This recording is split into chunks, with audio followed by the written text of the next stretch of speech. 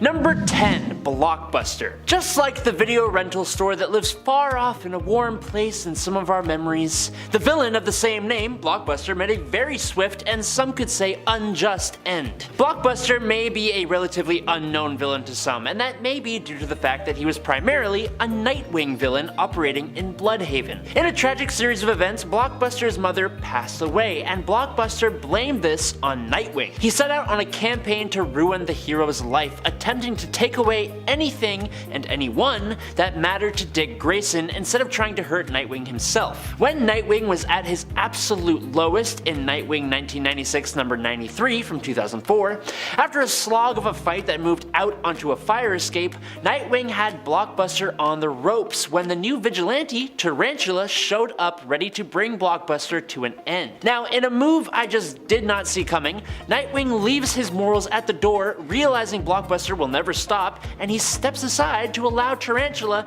to end the villain's life. He then went and freaked the hell out while Tarantula started to seduce him. It was really weird, but it happened. Number 9. Spider-Man vs. Firelord. I think it is a well-known fact that Spider-Man pulls his punches. It's part of the reason he is one of the best heroes, but I always forget how much he actually pulls those punches. For example, in The Amazing Spider-Man issue 270, a black-suited Spider-Man puts one hell of a beating on a former Herald of Galactus, Firelord. Previously, Firelord had been wandering the cosmos when he stopped in New York to enjoy the culture, I guess, only to be attacked by firemen and then kicked in the face by Spider-Man. Now, the Lord of Fire wants his revenge. After leading Firelord on a merry chase through office buildings, Grand Central Station, the subway system, into a construction zone, having a building demolished on top of the fiery villain, and then leading him to a gas station which explodes, Spider-Man, at his wit's end, musters all his effort and his spider sense to lay an incredible beatdown of speed, agility, and raw strength on Firelord, getting so lost in his bloodlust until Captain America and the Avengers show up to be like, dude, you got him. Chill out. And in at number 8 is Deadpool vs. Bullseye. Reading through issue 11 of the 2008 volume of Deadpool just made me remember why I love Deadpool. Not that I forgot or anything, but man, he's just nuts, which makes it so good when the foe he faces is almost just as bonkers as he is. This time, it's Hawkeye, but not actually Hawkeye.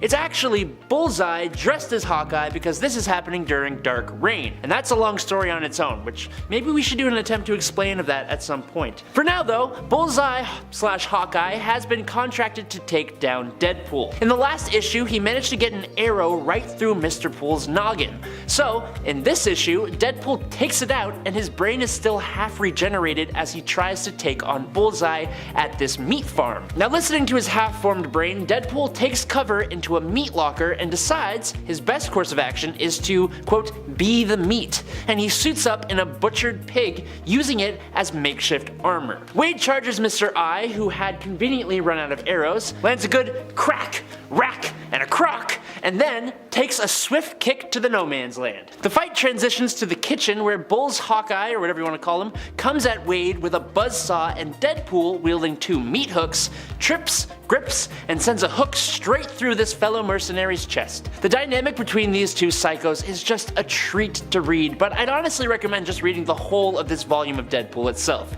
It's fantastic. Number 7. Storm and Emma Frost. A bit of a lesser known rivalry between two comic book characters is the one between Aurora Monroe, Storm of the X-Men, and Emma Frost, the White Queen of the Hellfire Club. Now, back in the day, Emma was a villain more than anything else, and during Uncanny X-Men 151 and 152, the White Queen ambushed Storm, using her telepathic powers to swap their bodies, and then enacted a plan for the Hellfire Club to attack the X-Mansion. Now, after a whole lot of kerfuffle involving Kitty Pryde, Emma lost control of Storm's powers, and that gave Storm the opportunity to swap their minds back. Storm gets the tempest caused by Frost under control, then saves the White Queen from a massive fall, all heroic-like, but Being the villain, Emma tries yet again to attack Miss Monroe, prompting Storm to straight up smack Emma with a massive bolt of lightning. She flies up into the air, raging like the goddess she is, then flies back down, grabs Frost by the throat, and scares the hell out of her by almost taking her life before Wolverine, of all people, talks her back to morality. It's fantastic. I love Emma Frost, but I think because of this, I love Storm a little bit more. Number 6. Kingpin vs. Grey Hulk. The Hulk is an interesting character. He's gone through many changes over time, even having different identities than just his regular green, savage, smashy smash one. One of his first, when he was still a Grey Hulk, would be Joe Fixit. Joe Fixit is a persona of the Hulk who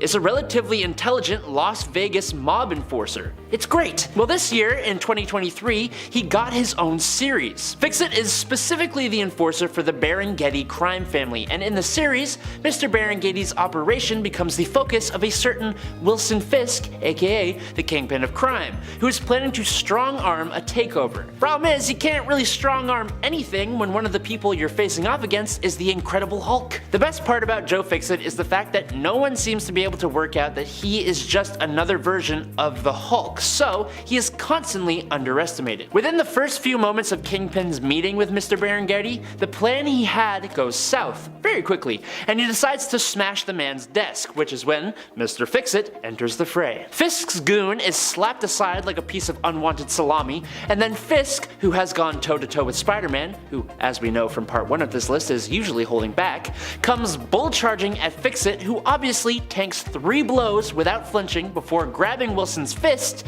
hoisting the massive villain over his head, and then throwing him through the floor into the casino, and then picking him up and slamming him down into the floor again, and then holding his arm hostage until Fisk says that the meeting is over in English, then French, then Pig Latin.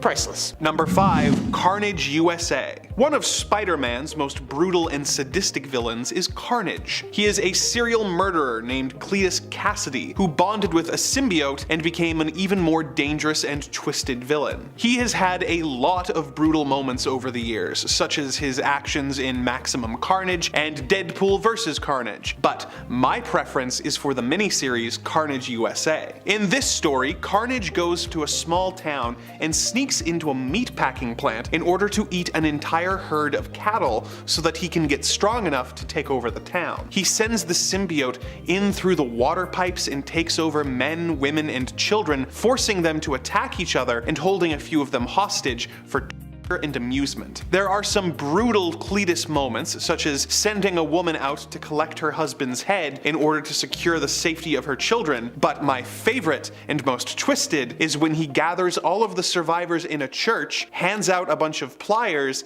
and demands they pull out their own teeth in exchange for his mercy. Number 4. Deadpool Kills the Marvel Universe again. In Deadpool Kills the Marvel Universe, Deadpool became aware of his status as a fictional character and lost his mind, going on a brutal kill streak that resulted in all the Marvel heroes and villains getting dispatched in cruel and unusual ways. A few years later, in the sequel, we got to see a Deadpool from another world do the same thing. On this Earth, Deadpool is put under mind control by the villains of the Marvel Universe and tricked into going after his friends. What makes it even more disturbing than the first for me was the fact that while he's attacking the heroes, he is living a fantasy in his head that makes him think that he is going on lighthearted adventures with his friends. This is especially true of his encounter with Spider-Man while bonded with the Venom symbiote. In his mind, Deadpool and Spidey are entered into a pie-eating contest against the Blob in order to win money for charity. In reality, he's actually feasting on Spider-Man's brains. It's more brutal due to the lack of agency he's given in his story and the devastating consequences that it holds. Number 3. The Ultimatum Wave. The Marvel Ultimate Universe was a wild ride. It gave us Miles Morales as well as the romance between Scarlet Witch and Quicksilver, so it makes sense that they would also give us some of the most bizarre and extreme Marvel stories. In Ultimatum, Magneto has been driven mad at the loss of his children and decides that rather than destroying humanity to make the world safe for mutants, he's just gonna kill everyone. He uses a doomsday device and his powers to shift the world off of its axis eclipse, causing natural disasters all over the globe. Much of Europe, including all of Latveria, is frozen under a layer of ice, and New York is hit by a massive tidal wave. Millions of people all over the world die in the attack, including Nightcrawler and Hank McCoy. Magneto then sends out more of his minions to destroy the heroes, causing the brutal deaths of several more heroes, including Hank Pym, Doctor Strange, and Thor, just to name a few. Professor X gets personally murdered by Magneto, who later has his face blasted off by Cyclops, who then gets assassinated at an anti-mutant rally. It is a relentless story, but I think the most brutal moment is when Pym finds his wife Janet being eaten by the Blob and responds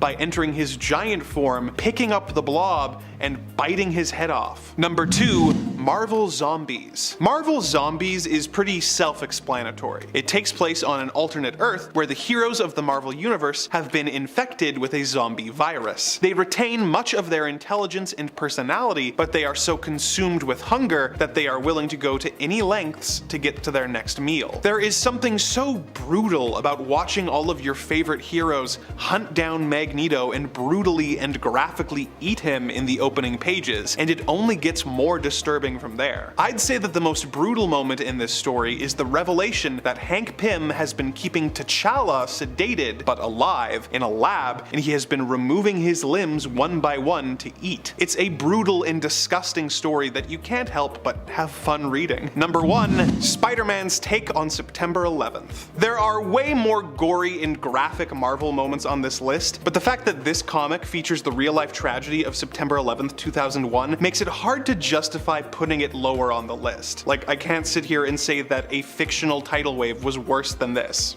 Anyways, this issue of Amazing Spider-Man was released a month after the tragedy and opens with Spider-Man surveying the devastation as civilians ask him why he didn't stop the attack. The book is kind of a mixed bag with the benefit of hindsight, with devastating moments like a little boy lost in the rubble looking for his dad, but also features moments like Doctor Doom crying at the sight of the devastation, as if he hasn't tried to do this exact same thing multiple times. I have mixed feelings about whether this book should have been made so soon after the real-life events, but wherever you land, it's hard not to describe the events depicted as pretty brutal. But coming in at number 10 is Jack Frost. When Jimmy Olsen was on a game show back in the Silver Age series Superman's Pal Jimmy Olsen number 33, a special prism appeared randomly in a garbage dump that, for some reason, turned the thoughts of the game show contestants into reality.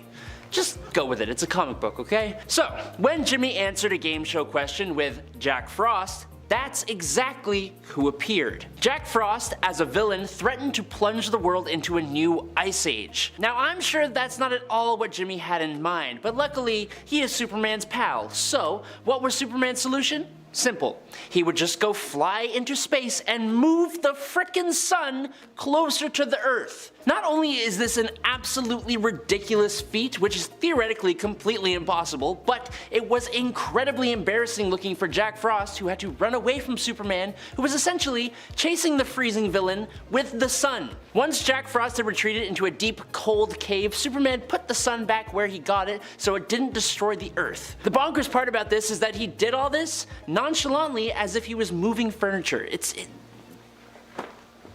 Number 9. Hank Henshaw. After Superman's infamous death at the hands of Doomsday and his not exactly surprising return to life, Superman had to clean up the messes made in his absence, including some imposter Supermen. One of which would be the cyborg Superman, Hank Henshaw, that took over the role of Superman in his place. This cyborg wasn't really doing a great job with his Supermaning, and I think most would agree that he was really tarnishing the name of Superman.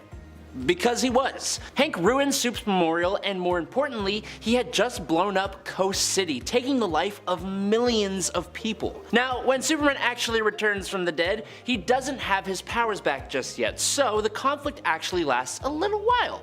But once Superman gets his powers back, you best believe he beats this sucker, and in one page no less. Hank is a cyborg, like I said, so Superman ends this guy by simply punching him straight through the chest and then using his super speed to shake him so fast his screws come loose and he just straight up falls apart.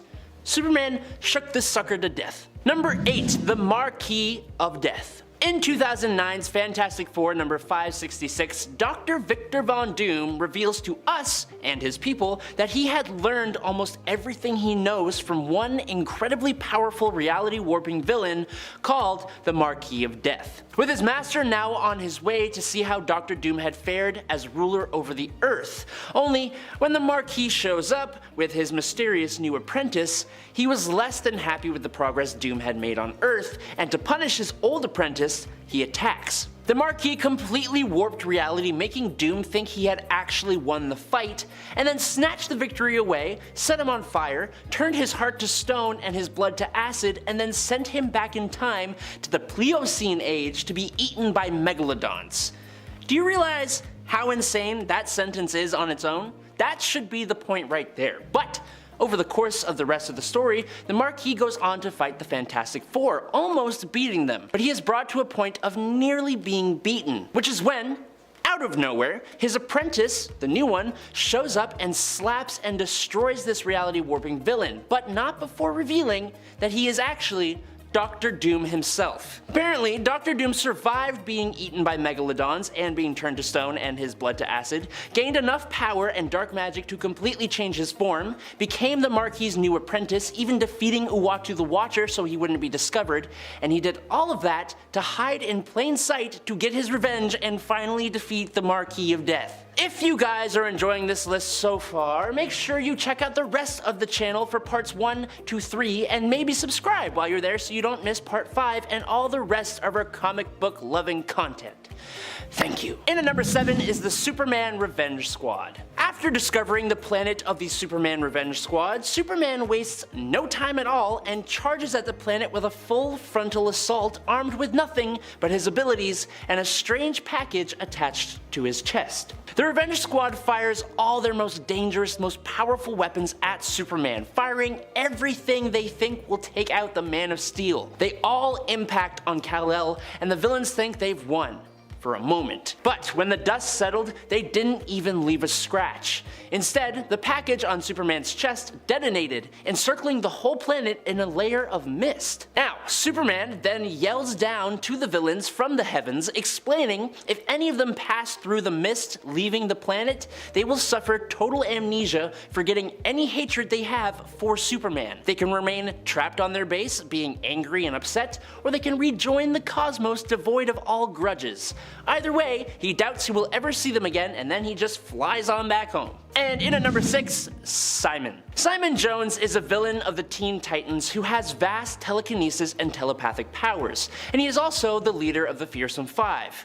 All of that, but he basically just calls himself Simon. But cool because there's a P in front of it, so we know that he is a psychic dude, I guess. Cool. In Salvation Run number 2, Simon is among the new Injustice League when a bunch of villains, including them, get exiled to an alien world. Simon, who is standing among some pretty big name villains, attempts to convince his fellow supervillains that escape is impossible, and so he then proceeds to lay down plans for beginning a new civilization, involving all the female villains getting pregnant and giving birth as soon and as frequently as possible.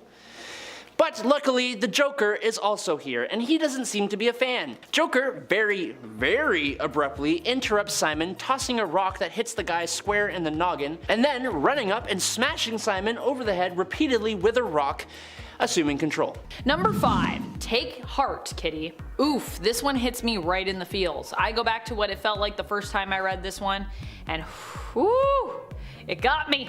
This defeat comes to us from the pages of one of my favorite ever X-books, I believe, the first volume of Marauders, which started back in 2019. I think this is one of my favorite X-books of all time. I mean, I have to really think about that and rank those, but pretty sure this is up there if it's not in the top 5. Although, I think it is in the top 5. For me. In issue number 6, we're caught off guard when Sebastian Shaw shows up on a boat where Captain Kate, the leader of the Marauders, has been left alone. Now for those who haven't been keeping up with, the Krakoa era X-Men stuff and what it means for Kitty Pryde, initially she had problems using the gates on the island and basically became the captain of a ship and the leader of the Marauders. Not Sinister's Marauders, not those Marauders. She was reclaiming the name for a heroic group of buccaneers that would basically sail the seas and help to free mutants in countries where they otherwise were not free. free, helping to bring them to Krakoa. And honestly, the team is also star-studded. Here, Kitty preferred to go by Kate. That is, until she died. Sebastian Shaw shows up to attack Kate with fast-growing Krakoa seeds. Considering she can't use the gates and currently can't phase through Krakoan materials, Kate becomes restrained as a result. Lockheed is netted and tossed overboard, and Kate is left to sink alone, along with the ship she is on, which Sebastian of course blows a hole in. This plot point is made even more devastating by the implication that Kate will not be able to be resurrected, as this plot point is made even more devastating by the implication that Kate will not be able to be resurrected by the Five as a result of her inability to interact with Krakoan gates. Number 4. Everything Cracked. The Final Crisis story is all about the brutal defeat of superheroes and really kind of like everyone on Earth. Final Crisis was the story of how Darkseid basically took over the world by broadcasting the anti-life equation to everyone on the planet via email, text, radio, and television broadcasts, basically making them realize that he is the one true ruler of everything, and so they may as well just give up and surrender to him. It was brutal, devastating, and honestly affected pretty much everybody in the comics. Eventually the heroes would manage to rise up and take back the planet, but for a while there, it was really bleak. Things got so bad that they even caused Batman to break his one rule against using guns in order to take on Darkseid. And this event started with the death of Martian Manhunter as well. Rough. Number 3. The one true enemy of the great Charles Xavier. Oh boy, we are going to the Ultimate Universe for this one, so you know it's gonna be brutal, right? This comes from the Ultimate X-Men series. Here, Sinister, who looks super different in this universe, so if you're like, wait a minute, who's that? That's Sinister? Yeah, it is. He infiltrates the X-Mansion and manages to sneak up on Charles Xavier himself, despite his immense telepathic powers. Xavier here is no match for Sinister, who takes him out of the security room he was in, where he was seemingly surveying his students. When Charles asks Sinister where he's taking him, Sinister responds that he's escorting Xavier to his one true enemy, and then he pushes him down some stairs. It's completely awful, really. Xavier isn't the only one who gets brutally and honestly insultingly messed up by Sinister in this issue. Angel also in this fight goes from being intimidating in one panel to basically mentally manipulated into choking himself against his will in another panel. So yeah, which I mean, I don't know. I kind of expect something like that for Angel, but Xavier? It's not fair. It's not very, that's terrible. Number 2. Instead, I will simply break you. Possibly one of the most powerful moments I've ever read in Batman comics. This epic issue that was an integral part of the Nightfall story is a whirlwind of a fight. And not only that, but overseen by a powerful inner monologue from Batman about all the wounds he has taken to get to this point that truly highlights the struggles that really sum up this character, who against all odds always comes out on top. Right? Not this time. In issue number 497 of Batman, this was the moment that Bruce fell in his fight against Bane. Bane came to finish him, but rather than kill Batman, decided to simply leave him broken, breaking his back over his knee in that massive and iconic splash panel. Number 1. But I saved you. I did it. This one made me cry all over again as I sat at my desk and reflected on it, revisiting it again. Oh boy, okay. So here we're talking about the death of Spider-Man, which honestly happened more than once in the Ultimate comic book line and universe, but I do think that this is my favorite death.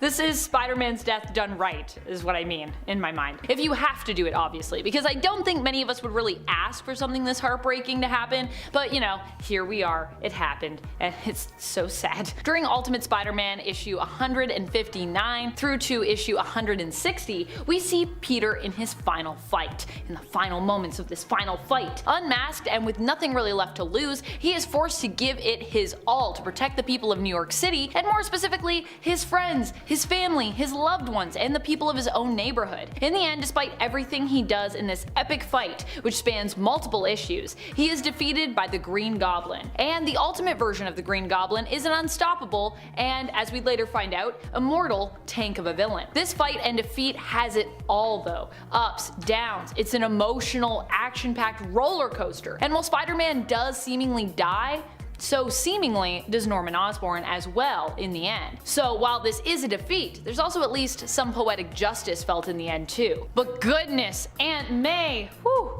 boy do I feel for Aunt May here. Oh, it's so awful. Coming in at number 10 is Batman vs. Prometheus. This may be one of the silliest yet coldest Batman takedowns I have ever seen. In fact, down in the comments, I want you guys to let me know your favorite absolutely wacky Batman takedowns. But for now, let me explain this one. The first time Prometheus encounters the Justice League, and specifically Batman, he overcomes them all, just showing how much of a force to be reckoned with that he is. As for how he brought down Batman in hand-to-hand combat, the villain does what all villains do and gloats about how he did it. Using his helmet, he is able to program the skills of the 30 greatest martial arts masters in the world, including Batman himself, into his body and brain for his own use. Not one to be outdone like that though. When the time comes for the rematch, Batman cheats and forces Prometheus into using an older version of his helmet, but this version had been tampered with by Batman so that instead of the 30 greatest martial artists, Prometheus now has access to the physical abilities and skills of none other than Professor Stephen Hawking. Now, Batman could very easily punch the lights out of Prometheus, who is stuck with muscular neuron disease that renders him a drooling catatonic. God, it's almost offensive, but it's just so good and such a Batman thing to do, like outthinking his opponent like that. Number 9, Magneto versus the Red Skull. Magneto and the Red Skull are on opposite sides of history. Magneto grew up in a Jewish family living in Germany during World War II, and we all know Red Skull and Hydra's stance in World War II Germany, so it's safe to say that these two villains will almost never get along. Right? In Acts of Vengeance from 1989, Magneto and Red Skull were actually temporarily united. But it's really important to note that Magneto was unsure whether this was the Red Skull that aided Germany in the slaughter of his people. So Magneto confronted him, and the Red Skull confirmed that he was indeed the original, which was a mistake. It didn't take much for Magneto, the master of magnetism, to overpower the Skull, but unlike what you might think, Magneto does not take his life. Instead, Magneto leaves the Skull isolated in a stripped-down fallout shelter 20 feet underground. He removed the ladder from the escape hatch, gave him 10 gallons of water, took out his homing transmitters, gave him no food and no light, just water, air, and his own depraved thoughts. Number 8, Peter Parker vs. Kingpin. If there's one thing you just don't do, it's messing with Aunt May. After Peter had revealed his identity to the world, his past villains were all coming back to get some more personal revenge. This put his family in danger, and despite his best attempts to protect them, when an assassin tried to bring him down, he dodged out of the way and Aunt May happened to be in the line of fire. This transitioned immediately to the Back in Black Spider-Man arc, which saw Peter don his black spider suit and go on a warpath to find out who was responsible for hiring the assassin. Eventually, Peter learns that it was none other than Kingpin who hired the goon. Fisk was in prison at this time, but using an extremely large stash of cash that he somehow had hidden within his prison furniture, I don't know, it's a comic book, just roll with it, Fisk was able to get out of his cell, release the other inmates, and get about halfway through the prison before Spider-Man came crashing in. And after letting Kingpin monologue a little bit, he proceeds to lay an incredible beatdown on the Kingpin of crime in front of an entire prison wing of his underlings. But then, to make it much more personal, Spider-Man takes off the black suit to show that it's Peter Parker beating the snot out of Kingpin. Then he slaps the hell out of Fisk, threatens to spin webbing down his throat,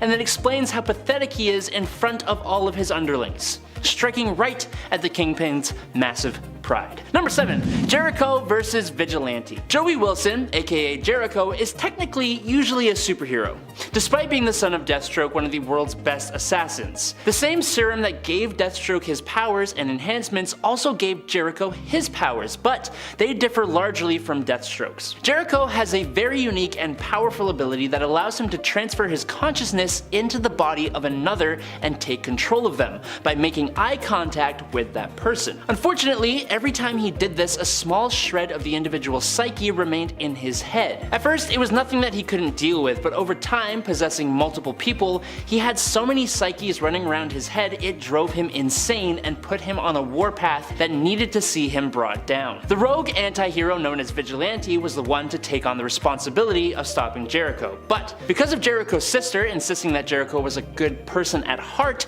and should not lose his life, Vigilante decided to not deal with this threat in a completely lethal way. No, instead, Vigilante just completely took Jericho's eyes from his head. Blind and unable to use his powers, the threat of his abilities was gone. But I'm pretty sure it did nothing to stop his mental instability. In fact, it likely made it worse. Number 6. Wally West vs. Inertia. Inertia was a young villainous Thaddeus Thawne. Inertia is to Bart Allen, aka Impulse, what Eobard Thawne is to Barry Allen. He is his reverse. Now, Inertia had been raised his whole life to absolutely despise speedsters of any kind. He learned to be a villain from others, but his actions were all of his own. So, when Inertia made the mistake of taking the life of his opposite, Bart Allen, he would be made to suffer the consequences. Unfortunately for him, those consequences came in the form of Wally West, one of the most powerful speedsters ever. After taunting Wally about the fact he just took the life of his sidekick, in All Flash #1, Wally takes the young villain, who had the potential to be reformed, mind you,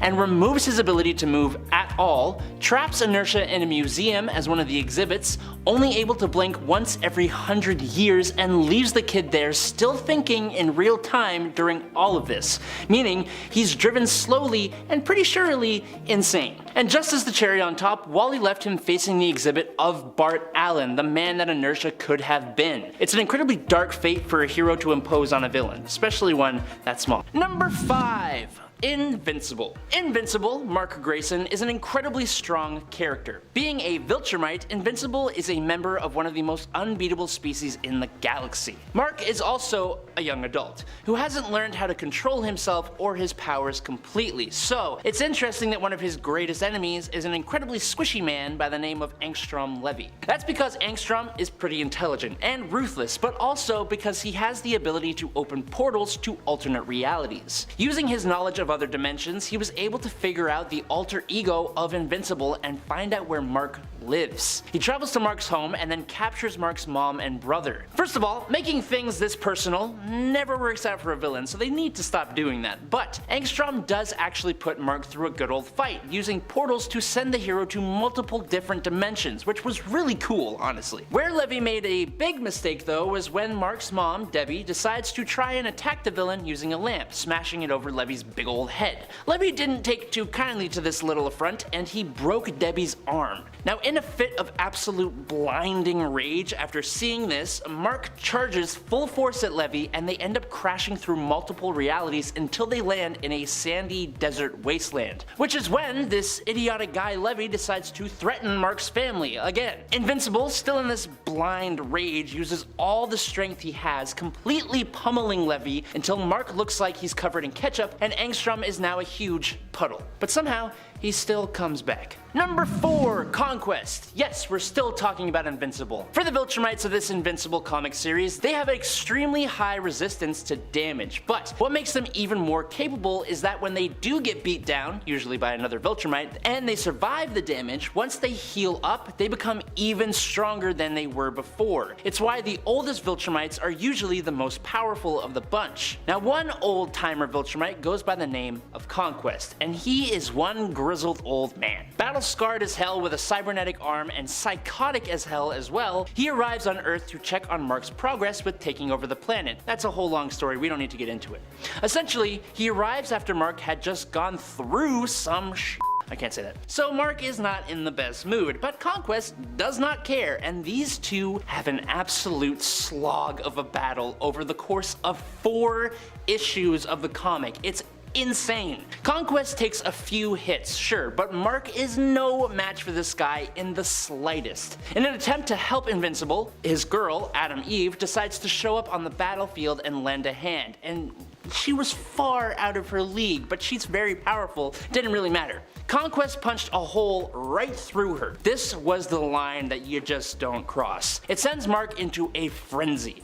The two Superman-like beings fly straight at one another, and Mark punches straight through Conquest's cybernetic arm, breaking his own arm in the process. He uses his unbroken hand to clock the old man in the face, he bites a massive chunk out of the guy's shoulder, Adam Eve revives herself out of nowhere, lends a helpful blast, and then when Conquest breaks Mark's other hand, this guy uses his head and headbutts Conquest over and over and over again. It was like 15 hits until what was once his head is now now a stomped-on can of crushed tomatoes. I don't know if we can even show this one, but it's just insane. Number 3, Squirrel Girl versus Dr. Doom. Look, we're talking comic books here, okay? Just keep that in mind. In Marvel's Superheroes number 8 from 1992, in one corner, we've got the full, untested, unbridled powerhouse of Squirrel Girl. And then, in the other corner, we have the Fantastic Four's top enemy, the ruler of Latveria, the man who has wielded the power of the Beyonder, constantly blends incredible technology with powerful magic and artifacts, fueled by his massive, deserved ego. It's the one and only Dr. Victor Von Doom. Who's the winner? Obviously, it's Squirrel Girl. What the hell? Summoning a monstrous horde of squirrels that completely swarm Doom as he cries out, "My much vaunted technology decimated by these gnawing rodents." And he escapes through a trap door, diving into a river and leaving behind his mask, which Squirrel Girl takes as a trophy. Of all the defeats on this list, this one is definitely brutal. Completely tore that man's pride straight from him and sent him running and screaming with a whole cacophony of squirrels. Damn. That was kind of fun. Number 2, Mr. Dumpo. I know, I'm surprised the Punisher has not shown up on this list too, until now. Honestly, I can tell you why. The Punisher doesn't really have that many memorable villains because his whole thing is that he doesn't let them live. Usually his villains are gone from existence by the end of the issue, and definitely before the end of the series. And usually, he does it very quickly and very easily, but definitely not always. In the Punisher Volume 5, number 11, the Punisher is facing off against a guy called the Russian, who was hired by another bigger bad who we talk about just in a moment. When the two finally come face to face, the fight sees them tumble through Frank's apartment building, crashing into the apartment of Frank's neighbor, Mr. Dumpo. Mr. Dumpo is not the smallest man. In fact, I'd say he's quite large. Yeah, that's how I'd put it. Using a fresh out of the oven scalding hot slice of pizza belonging to Mr. Dumpo, Frank burns the Russian's face, and then Frank then takes Mr. Dumpo and tosses him on top of the Russian and dogpiles on top, suffocating the Russian to his demise. Could you imagine going out like that? Just take a moment and think about it. That would be horrible. Number 1, Manochi.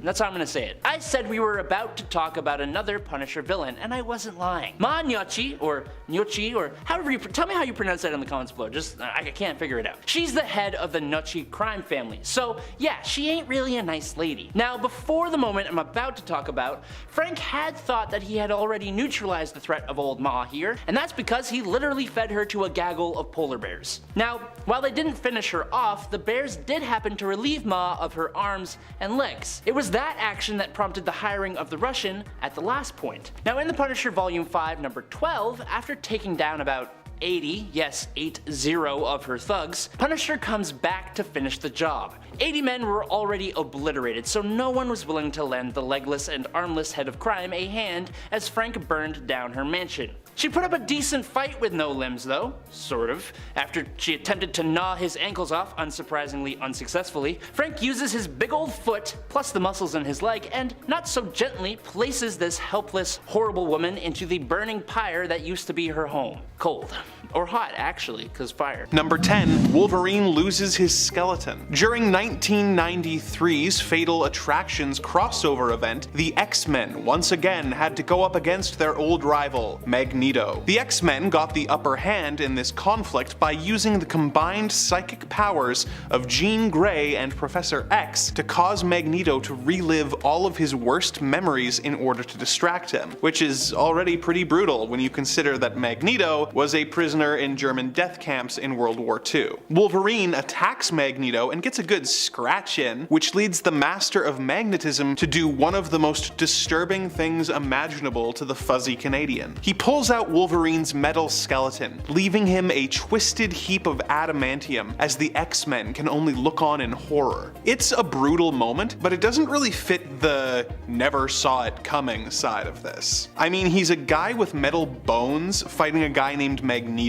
If anything, I'm surprised this doesn't happen more often. Number 9, Sentry vs. Ares. When Norman Osborn set his sights on conquering Asgard, he tricked the god of war Ares into helping him do it. As the battle raged on, Ares discovered that he had been tricked and turned on Osborn, vowing to destroy him. Unfortunately, Norman had the Sentry with him. Worst still, this version of Sentry had given in to the darker urges of his void self. Ares did his his best against Sentry, but the fight ended in a truly brutal fashion, with Sentry ripping Ares in half in a shower of gore and entrails.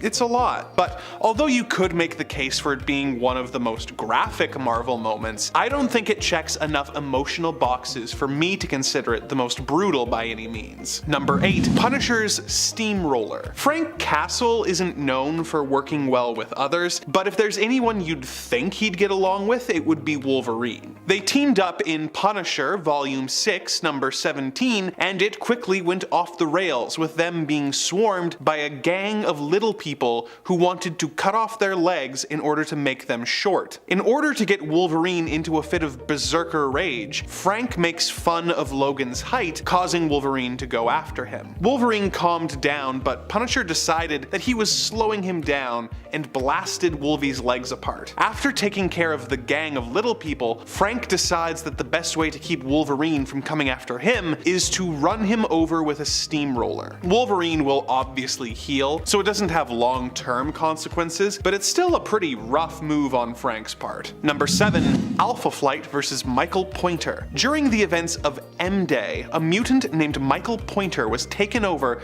by an evil being called the Collective, who used him to destroy an Alaskan town. S.H.I.E.L.D. sent in a couple fighter jets to keep an eye on the situation, but they were promptly destroyed and the Collective made his way into Canada. Now, keep in mind, this is a list of brutal moments for me.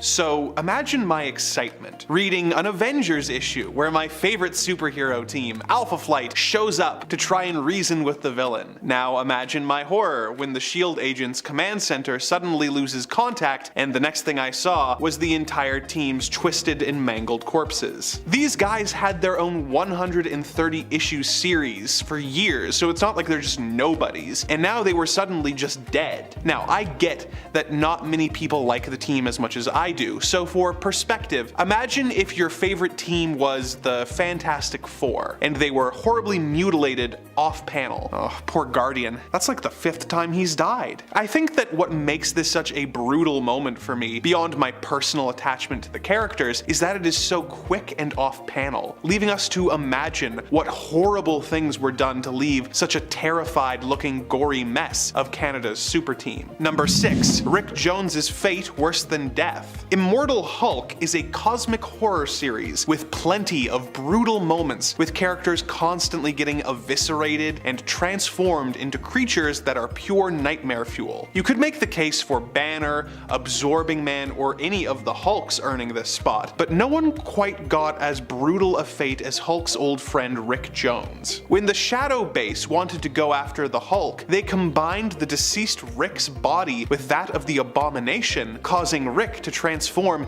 into a bizarre and terrifying creature with 2 of Rick's faces and hands growing out of his head, which would vomit acid at the Hulk while Rick begged for help. He was eventually removed from this abomination, but a few issues later, he was once again fused with a gamma mutate, this time Del Fry, leaving Rick a twisted co-joined mess, with Rick's screaming head being the arm of a glowing green skeleton creature. Number 5. Spider-Man vs. Merlin.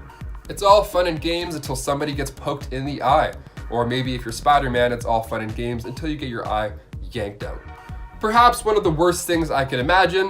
In the Spider-Man storyline, The Other, Evolve or Die, we see Spider-Man go toe-to-toe with Merlin, and he gets his butt kicked. It gets so bad that Spider-Man actually breaks his knuckles while he's trying to fight this dude. That's how intense this battle already is. Things, of course, take a horrible turn for the worse when Merlin decides to grab Spider-Man's left eye and then yank. No, he didn't, Spider-Man says. Oh, yes, he did. I said out loud on the bus in front of people. Dude, he pulled his eyeball out, and then to make us feel even more sick than we already do, Merlin proceeds to eat his eyeball, and he even commented on how delicious it was. But if I could ask one question, do the eye colors matter when it comes to like eyeball flavor? Like I got brown eyes, maybe that's like a mapley kind of smoky kind of vibe. I don't know, maybe my eyes are pretty yummy. Somebody ask Army Hammer, see what he thinks about eyes. Number 4, Hulk vs. everybody. Okay, this one's pretty wild. So Thor Ragnarok was loosely based off of the Planet Hulk storyline. And I say loosely because in the comics, well, that story didn't end up going so well. See, on Sakaar, the rocket that he arrived in ended up blowing to smithereens, causing some casualties that left him a little heartbroken to say the least. So he rolls his shoulders back a few times, and then he heads back to Earth, and thus begins the World War Hulk storyline. He just destroys everybody. I mean, all the heroes that Earth loves at this point, just in the path of this death train. Like, he locks the Illuminati in Madison Square Garden, and then he makes them fight to the death. That in itself is brutal. That's crazy. But I mean, I guess if you spend enough time on Sakaar, that just becomes second nature, you know? The whole story is a bloody good mess. I mean, it's great seeing the panic on the Avengers' faces this entire time. It's scary. So make sure if you haven't already to grab all 5 issues of 2007's World War Hulk, because it's a treat. The whole thing's a big battle. Number 3, Spider-Man Close to Home. So when a supervillain escapes, it's not a great time. Usually they're going to come back for the person that put them in there in the first place. So Ultimate Spider-Man's death is absolutely beautiful, and of course it's really, really sad. It's done really well. So after tackling Captain America and literally taking a bullet for him, Peter is left to fight the Green Goblin, Electro, Sandman, Vulture, and Kraven. They are all waiting for him. They all wanted a piece of the spider, and in the end, they got what they wanted. The entire climax happens in Peter's neighborhood, basically. So everybody's running to safety and he's limping around. He's doing his absolute best. He's pulling off fire hydrants and using Electro's current to do some damage to other guys. He's giving it everything he's got. And that's the beauty of this one. He's exhausted from the start. He gets shot before this fight even happens. And you feel it while you're reading it. This is a plot that I think we're gonna finally see in the next Spider-Man movie. I mean, hopefully. With all these villains knowing Peter's true identity now, we could get them all literally showing up at his house, bringing the battle to him. Let's just hope it doesn't end the same way with Peter's heroic death. See, Miles actually saw this whole fight take place, so it actually inspired him to take on the mantle of Spider-Man. So these villains may have won this time, but Miles Morales is coming for you. Number 2, Deadpool Kills the Marvel Universe. This issue was released in August 2012, and it is exactly what it sounds like. So what's the story here? Why does Wade want everybody dead? Well, the X-Men put Wade into the Ravencroft Asylum in attempts to heal his insanity, but the doctor wasn't too good at handling a task because the doctor was actually Dr. Psycho Man. So the procedure went well, I'd say. You know, something happened. He brainwashed Wade in hopes to shut down all these inner voices, and well, it worked. Awesome, hooray, there we go. It worked, but the only downside was those voices were now replaced with voices that were encouraging him to kill everybody in the Marvel Universe. And this is a must read. From start to finish, it is brutal, it is graphic, it's an easy one on this list. Number 1, Iron Man vs. Captain America. Seeing 2 of your friends argue is uncomfortable enough, let alone seeing 2 of your superhero friends try and kill each other. Captain America Civil War is one of my favorite Marvel movies to watch, because when these guys finally battle it out, there's years of history behind it. Captain America Civil War was released in 2016, directed again by the Russo brothers, and the whole movie is politics. It's superhero politics, like in the comic, minus, you know, most things from the comic. Like the school blowing up, for instance. Let's leave that part out of this movie. But in the film adaptation, Tony sides with the government and the Sokovia Accords. He feels responsible for the death of Charles Spencer, or rather with the whole weekend of Ultron stuff.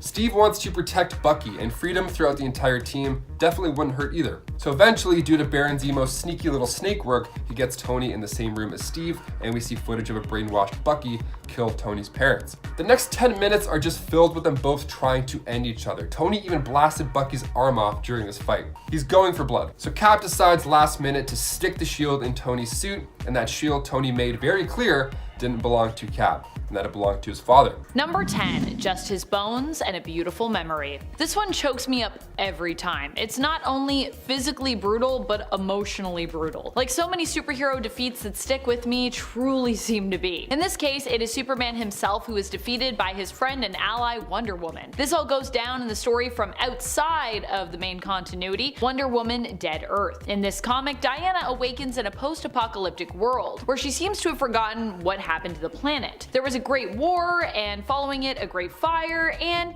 it is in issue 3 that she actually finds out the truth about what happened to this now dead Earth, and her involvement in that. What happened was the Great Fire, and the Great Fire was her. In the past, in Dead Earth, the Amazons attacked humankind, and while Diana attempted to lead peace talks between both sides, this ultimately fails, and then the humans decide to basically nuke Themyscira. Diana's full power is unleashed when her bracelets are removed, but it's not enough to stop the nuclear strike against her home. In the end, her mom, her sisters, her entire world are all destroyed and lost to her.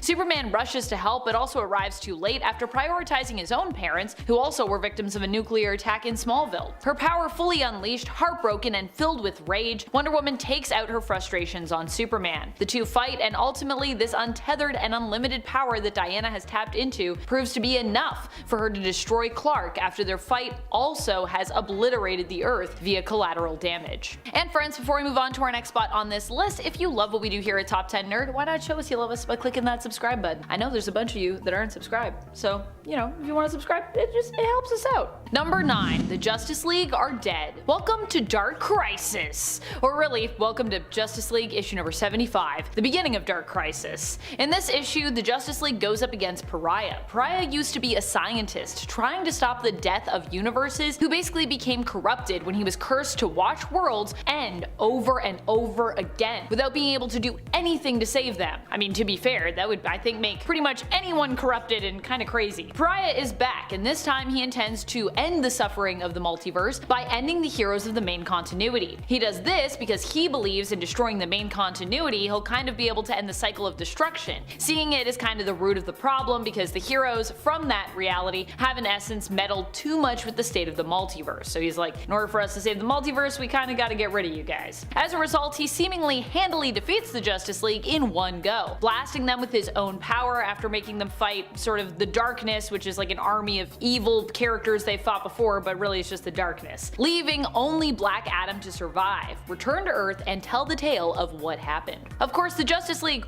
would return because, you know, this is comics, we gotta come back around to it. But still, this issue and their initial fate here was pretty wild. Number 8, and that will be the end of the X-Men Forever! What can I say? I'm a sucker for the classics. This one comes to us from the old days of X-Men, the Jack Kirby and Stan Lee days. In issues number 17 and 18 of Uncanny X-Men, Magneto is revealed to be the villain who has infiltrated the X-Mansion, having returned from outer space where we last saw him be transported to by the Beyonder. He has returned to once more resume getting revenge on the X-Men and mankind. It isn't until the end of issue 17 that Magneto is revealed as he greets the parents of Warren Worthington III, aka mutant student Angel's parents, having handily defeated almost all the X-Men one by one after luring them to the mansion. Magneto's plan is to send them up in an air balloon, which is basically like attached to a metal ball that contains them. Fortunately, while initially defeated in issue number 17 and struggling to escape in issue number 18, Iceman ends up getting showcased as the true hero in this issue. Kinda helps save the day here, almost single-handedly defeating Magneto just as the X-Men escape their deadly air balloon fate and return to back him up. Number 7. You Are Not My Father. Probably one of the most emotional fights, especially when we consider that at the time we had a lot of complex emotions about, well, at least one of these people, happens between Professor Charles Xavier and his star pupil, Scott Summers, aka Cyclops. I'll let you guess about who he had complex feelings about. This one went down during the events of Avengers vs. X-Men. It happens at a tense time in the history of the X-Men, not just because they were up against and at conflict with the Avengers as a result of a debate about what to do with the incoming Phoenix Force, but because of the revelations that had happened in recent years in regards to Charles's more shady practices, like not telling his students that the danger room they were training in had actually itself become a sentient AI mutant who was in essence kind of being oppressed by the headmaster of the Xavier Institute, for example. In the end, Charles attempted to talk down Scott, who at this point had the full power of the Phoenix Force, or he takes the full power of the Phoenix Force during this fight, and uses it at his fingertips. Basically, he was also being corrupted by that. Himself filled with a bunch of complex feelings at the time in regards to Charles, Cyclops ends up refusing his once mentor's help, and instead kills him in a blaze of phoenix flames. Despite the fact that Charles at this point was a controversial figure, he was still, I would say, considered to be more hero than villain. And despite the fact that Cyclops himself is usually known for being a hero, he still defeated a man often also known for his own heroic and idealistic dreams. Number 6. The day the proudest, most noble man ever finally fell. Obviously, I'm kinda trimming down that quote a bit, but it just fits a little bit better in my point. What an iconic defeat. So iconic it not only shook the comic book world, but also the everyday world as well, making headlines. And sure, all in all, this was kind of a publicity stunt to help boost comic sales, but it also became a huge story for comic book fans everywhere to look back on for years to come. While Superman would return, his defeat against Doomsday and ultimate initial death in the comics would be felt the world over. The death of Superman is epic, and I personally always like coming back to it, not just for Clark himself, but for the characters that are a big part of his world. Lois and Jimmy, his parents, John and Martha. Ugh, makes me feel so many emotions. Also, why was Jimmy so handsome in the 90s? I ask myself that every time I return to Superman comics in the 90s. I'm like, Jimmy, you're looking real jacked. Number 5. Captain Boomerang. This brutal defeat is so quick and so abrupt, there isn't even much I can really say about it other than you should never put a captain up against a general. In 2016 Suicide Squad, in literally the second issue, Task Force X are sent on a mission to Russia to retrieve or destroy an unknown device. Well, turns out that the device is actually a portal to the Phantom Zone. Rather than leave it be, which would probably have been smart, Captain Boomerang approaches the portal and is almost instantly incinerated down to his ankles by none other than General Zod, using his heat vision. I doubt the Boomerang guy would have been able to help much in the squad's fight against Zod, and honestly it's a miracle any of them survived at all, but I never expected this to happen so abruptly and to one of the main members of the squad. And in at number 4 is Mr. Mxyzptlk. The villain known as Mr. Mxyzptlk is both incredibly powerful, but he also doesn't really do anything that bad. He's usually just a big old nuisance. In Superman Whatever Happened to the Man of Tomorrow, a whole bunch of Superman's villains all make their play on the Man of Steel, and when their threat is ended, Superman is still left wondering why the heck this is all happening, when he realizes the only villain that wasn't among them was the 5th dimensional imp himself, which is when he finally reveals himself. He goes on about how, being completely immortal, he gets really bored. He spent 2,000 years just floating around doing nothing, and then 2,000 years doing good deeds and being nice, and then he spent 2,000 years being a mischievous little imp, and now, of all times, he decides he's gonna start being evil, and his first evil act is to kick off the next 2 millennia, well, by taking out Superman. That's basically what he says. But I don't think it was like that. Anyways, Mr. Mix reveals his horrendous true form and goes on the attack. Unfortunately, Superman's girl Lois Lane figured out what to do. Superman grabbed the Phantom Zone projector, and as he was about to use it on this magical imp, Mr. Mix spoke his name backwards, which would return him back to the 5th dimension. Unfortunately, this happened simultaneously, and Mxyzptlk was torn in half between both the Phantom Zone and the 5th dimension. And apparently Superman did this completely on purpose, and then he runs off to go and sulk about it. Number 3. Dinosaurus. The Viltrumites from the Invincible comic series are a race of near invulnerable, incredibly strong, world-conquering aliens, but none among them stands as strong and as invulnerable as Grand Regent Thrag. Battle-hardened over thousands of years, only the most powerful characters can even hope to stand mano a mano against this powerhouse. David Anders, the villain known as Dinosaurus, is not one of those characters. While Dinosaurus is very strong, it's more so his intelligence that is his greatest weapon. Dinosaurus allied himself with Invincible around issue 90 of the comic, and in an attempt on Mark's life by Thrag, Dinosaurus comes to Invincible's aid, which he had to know would not go well. Dinosaurus attacks Thrag, but his claws shatter like glass on Thrag's skin. Thrag then proceeds to pummel Mr. Anders, only stopping when he was distracted by an explosion. This brief moment of pause gave Dinosaurus the chance to chomp on the Grand Regent's head, but unfortunately, just like his claws,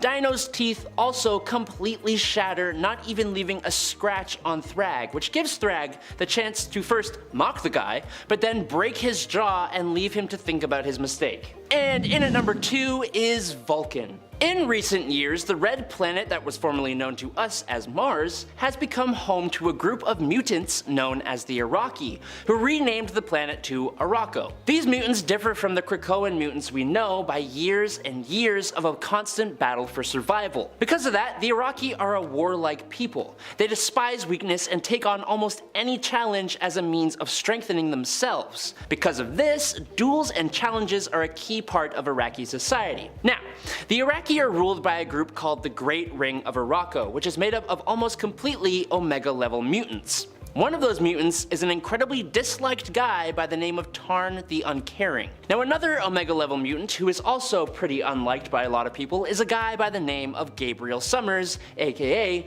Vulcan, who wields massive energy manipulation abilities, which he can use to take away mutant powers. The problem is, Tarn's ability is also to take away mutant powers. As part of a big convoluted plan, Vulcan challenged Tarn for his seat on the Great Ring of Araco, which all comes to a head in X-Men Red issue 3 from 2022. Just as the fight begins, both mutants simultaneously negate each other's powers, turning their fight into a straight up physical altercation. At first, Vulcan gets in a few good hits. Meaning 2. He gets 2 hits. But he didn't seem to take Tarn's face tentacles into account, one of which catches Vulcan's fist, allowing Tarn to land a face-shattering punch. He then grabs Vulcan's arm with one hand and completely snaps it, then slams his face into the Coliseum floor and crushes it with 3 swift punches, winning the fight. And in at number 1 is Tarn the Uncaring. Ooh, surprise! You thought that was the end of the story. Well, nope. Right after Tarn has turned Vulcan into a floor decoration, he celebrates his win, exclaiming that he is unkillable and asking who will challenge him now. And to his surprise, someone answers. You see, another powerful mutant who is also hanging out on Araco is none other than Magneto, who has been featured a few times in this series. Magneto comes floating into the Coliseum with his helmet and calls Tarn a stain on the planet, challenging the recently victorious mutant whose psychokinetic power-stealing abilities have now returned. But if you think that will put Magneto at a disadvantage, you are sorely mistaken. Araki combatants are allowed to use weapons outside of their powers, and like I said, Magneto had his helmet, which, if you are unaware, blocks mental powers. Before Tarn even finishes his sentence to accept the challenge, Magneto uses his metal controlling powers to slam his helmet onto Tarn's head, blocking his powers from being used, and then, in one swift move, he crushes the helmet and Tarn's head like a can of pop. It's so fast and so ruthless, and it's the most badass moment I have ever seen. Coming in at number 10 is Daredevil vs. Bullseye. Imagine being the guy who continuously gets his butt handed to him by Daredevil to the point that you've been saved and brought back to multiple times with enhancements, and he still leaves you stuck in an iron lung with the ability to do nothing but stare and talk very quietly. Imagine being that guy, and in another act of attempted vengeance, you mastermind a whole evil plan to get your revenge with your limited communication abilities, and then in Daredevil Volume 3, number 27, this red-suited man without fear unravels your plans and then makes sure the jar that's keeping you alive gets filled with a toxic chemical, leaving you completely blind. Well, that's what happened to Bullseye. As Foggy Nelson said, once the deadliest man in the world, and now all he will be is a living brain inside a flesh and bone coffin. That's terrifying. Number 9, the Hulk vs. Abomination. Abomination in the MCU was once an incredibly intimidating villain, and he still sort of is, but also kind of like a hippie and kind of funny. In the comics though, Emil Blonsky is absolutely ruthless. General rule for the MCU movies for you right here. If you like a character, just imagine them doing everything they do, but turn it up to 10 and then you'll have their comic book counterpart. Mostly. What my point is here is that the Abomination is psychotic, and the Hulk is way more brutal. So, when the Abomination took the life of Betty Ross using his irradiated blood, he was not getting out of it easy. When they come head to head in the Incredible Hulk Volume 25 from 2000, it's arguably one of the best Incredible Hulk fights I've ever seen. Emil comes walking out of the water, and before he even knows what happens, Hulk is on him like shrimps on the bobby. The ground around them almost instantly becomes rubble. The fight travels underwater and through a dam, flooding a whole town. All the while, these two green Goliaths are in a close combat slog match. And then, Emil decides to taunt the Hulk, which is just dumb because it just makes him angrier, increasing his strength, and the Hulk absolutely pummels the Abomination, laying on fist after fist after fist after fist, causing minor earthquakes and leaving Emil on the edge of life with his brain exposed. It's insane. This comic really shows the relationship between these two on a level that's not really captured anywhere else, and you should read it just for their relationship, honestly. Number 8, Batman vs. thugs. Have you ever played the Batman Arkham games? The combat in those games is absolutely fantastic, but it still leaves me wondering how many of these random street thugs actually survive after their interaction with Batman, because I doubt it. He hits hard, and he is pretty unforgiving about it, which serves his whole point of instilling fear, sure, but I think because these nameless thugs are cannon fodder, they essentially get the worst beatings of most of Batman's villains, and we never hear from most of them again. So that tells you all you need to know. As an example, let's talk about a group of thugs in the All-Star Batman and Robin series, issue number 7. Now this comic is written by Frank Miller, who seems to be able to get away with making Batman do pretty much anything, I guess. Like, there's no rules with Frank Miller. Like in the opening pages of the issue, Batman comes speeding into a group of armed thugs, foot first, maniacally laughing like the Joker, and talking in his head about how Gotham is full of cockroaches. He relishes in the fact that the criminals are so scared that they are disposing of each other accidentally, and then he sets fire to a bottle of bleach and tosses it into the criminals, blanketing them in fire, and then continuously beating the snot out of them while they're on fire. And then what happens next? You'll never guess, because Black Canary pops up out of nowhere, and these two superheroes just start making out and getting busy while the thugs are literally barbecuing in the background. Unfortunately, yes, this is Batman, but not my Batman. Number 7, Superman and the Manchester Black Beatdown. What's so funny about truth, justice, and the American way? I don't know. But what I do know is that the Superman story that uses that question as its title, also known as Action Comics issue number 775 for any of you who want to know, is awesome. Essentially, this comic sees the arrival of a group of heroes called the Elite that fight crime, but in an incredibly bombastic and brutal way with no regard for lives lost. This flies directly in the face of the moralities of heroes like Superman and Batman, but apparently not. The leader of this band of villainous heroes goes by the name Manchester Black, and he has an incredible level of telekinesis, able to punch a hole in a mountain with a simple thought. He is incredibly capable, and so are his team, fixing problems before Superman can even get to the scene. Now eventually, Superman, attempting to stop them from operating using such brutal forms of justice, gets his butt handed back to him during one of their first altercations. But that was Superman with the gloves on. As fast as a speeding bullet, Superman takes down the other 3 members of the Elite, leaving only Manchester Black left. Now in a move colder than I've ever seen before, Superman subtly uses his heat vision through Manchester's eye and cuts the connection between Chester and his telekinetic powers. Essentially, he lobotomized Chester using his heat vision, taking the ability to use his powers at least until the JLA could arrive, and he left the Elite in an unconscious dog pile. Number 6, Magneto beating Apocalypse. Magneto and Apocalypse are 2 incredibly powerful mutant villains with frighteningly similar goals, and yet we never really fully see them teaming up. But we also rarely ever see them fight either, except in the Age of Apocalypse reality. In this world, the Mutant Legion had gone back in time in an attempt to bring an end to Magneto, but he inadvertently caused the passing of Xavier, his father, which led to a world where Magneto forms and leads the X-Men, and Apocalypse has nearly taken over the whole world. This all came to a head in X-Men Omega. Now, on paper, while Magneto is powerful with a capital P, when compared to Apocalypse, he should be a walk in the park for the second mutant to ever exist, and their fight going on simultaneous with about 3 or 4 other little skirmishes is intense. It's full of great lines, crazy twists and turns, but the best part is right near the end. Apocalypse has Magneto on the ropes, and he gloats in his own glory, wondering why the Master of Magnetism isn't fighting back. Now staring straight into Apocalypse's eyes, Magneto says, "I can't, I'm concentrating." And then they both look down to see Magneto's hands at his abdomen as he completely rips Apocalypse in 2 straight down the middle in the most awesome looking panel I have ever seen. It's so good. Number 5, Superman vs. the Joker. The Injustice video game and comic books took the simple premise of an evil Superman and turned it into an awesome story with really cool moments. The designs created for the heroes are mostly really cool and only slight variations of their best looks. The reasons that heroes and villains choose sides against one another is also really cool, and it gives some of the most ridiculous shows of force for Superman himself. But it all kicks off with one simple event. The Joker decides that he has become bored of Gotham, so he turns his gaze on Metropolis. The dark and twisted games that this character plays work really well with Batman, who is in reality just a normal human named Bruce Wayne. But when the Joker has to face someone with actual power, he's exponentially way more likely to come out on the bottom. So, when he decided to crack Superman by tricking the hero into ending the life of Lois Lane and then blowing up a large part of Metropolis, he does succeed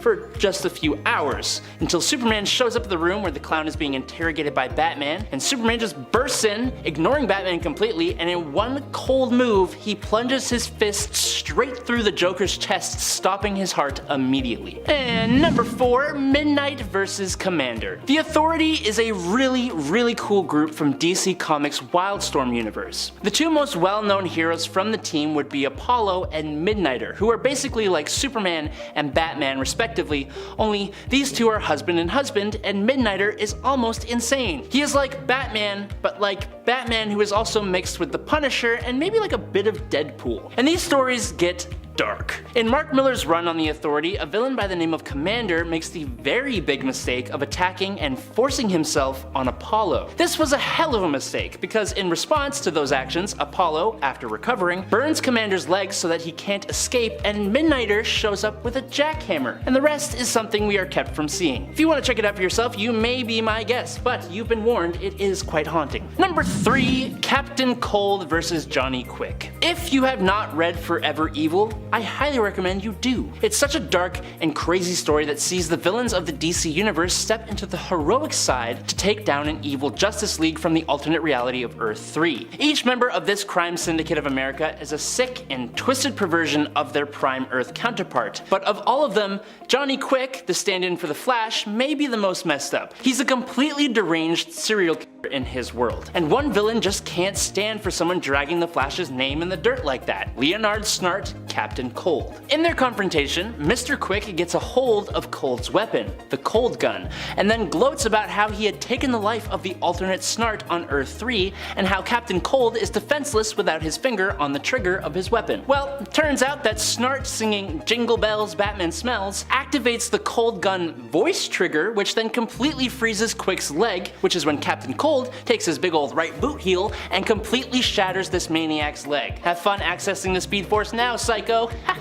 In at number 2, Black Panther and the Skrulls. Wakanda, like the other fictional kingdoms of Atlantis and Latveria, is protected by a man who will do anything to protect his people. T'Challa doesn't really have the luxury of sparing those that would do harm to his incredibly advanced home, but Wakanda is also one of the #1 places targeted when an invading force wants to take over Earth. So, taking those two facts into account, when the Skrulls tried to invade Wakanda to start their mission of dominating the world, T'Challa and his wife Storm of the X-Men left those aliens with a clear message. After tricking the Skrulls into inflicting pain on their own men for information, the Skrulls sent out their best warriors for the task of taking down the pair. But just as those toughest warriors are gone from sight, an army of Wakandan soldiers breaks into the Skrull ship and leaves not a single Skrull soul alive. While that's happening, those quote toughest warriors are turned into pulp by Black Panther, with T'Challa using their blood to write quote,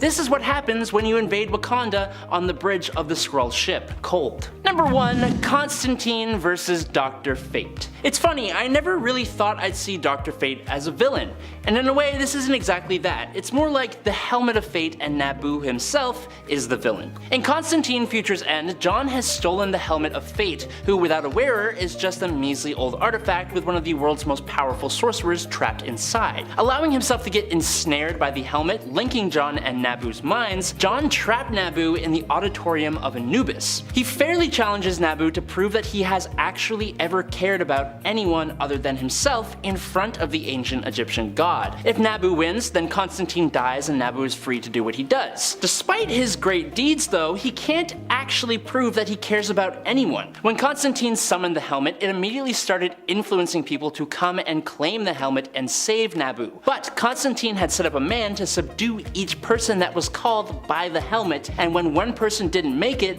another would be called, and then another, and so on. Each person just being used as a tool by Naboo, who didn't care what happened to any of them. He proves that Naboo doesn't give a damn, and then and Nabu is eaten by Anubis, just straight up eaten. Now it turns out, even the challenge was a trick, with Constantine making a deal with the demon Ifrit, who now inhabits the Helmet of Fate in the place of and sort of alongside Nabu, bargaining with those who choose to wear the helmet from this point forward. Kicking off the list at number 10, Wolverine vs. Hulk. This one is wild, okay? We all know Wolverine is ripped, and he gets really ripped in this one. And I don't mean ripped like jacked either, I mean ripped like in half. This one comes from Wolverine vs. Hulk, and it's more than brutal. So in this story, Wolverine is sent to Tibet to assassinate the Hulk. The problem is, he's the Incredible Hulk, so it may sound easier than it looks. So when the battle between these two started up, it's loud, it's messy, and it's going to be pretty violent. Hulk picked Wolverine up and literally broke him into two, tossing his lower half up a mountain and leaving Wolverine's torso bleeding in the snow down below.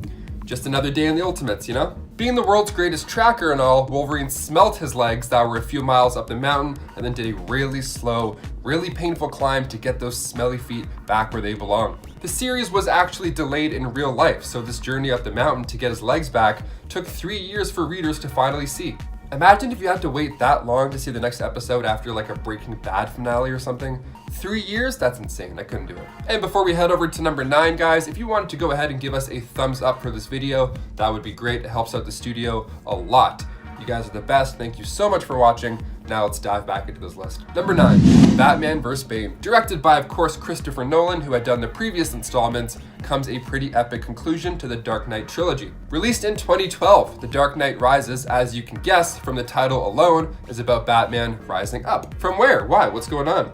Well, how about a broken back thanks to Bane? So this is 8 years after the Joker had a run-in with Gotham City. So now Batman has returned to take down Tom Hardy as he mumbles and frowns aggressively in this film. We get one of my favorite fight scenes from any superhero movie. And what I love about this scene so much is that there's no music to it at all. All you hear is Batman legitimately struggling to try and fight this dude. And it makes it more realistic.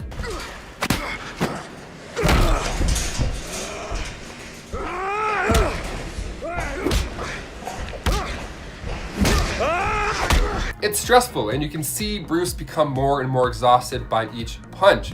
And it all comes to a screeching halt when Bane picks up Bruce for one last blow, right to the spinal cord. Spirit!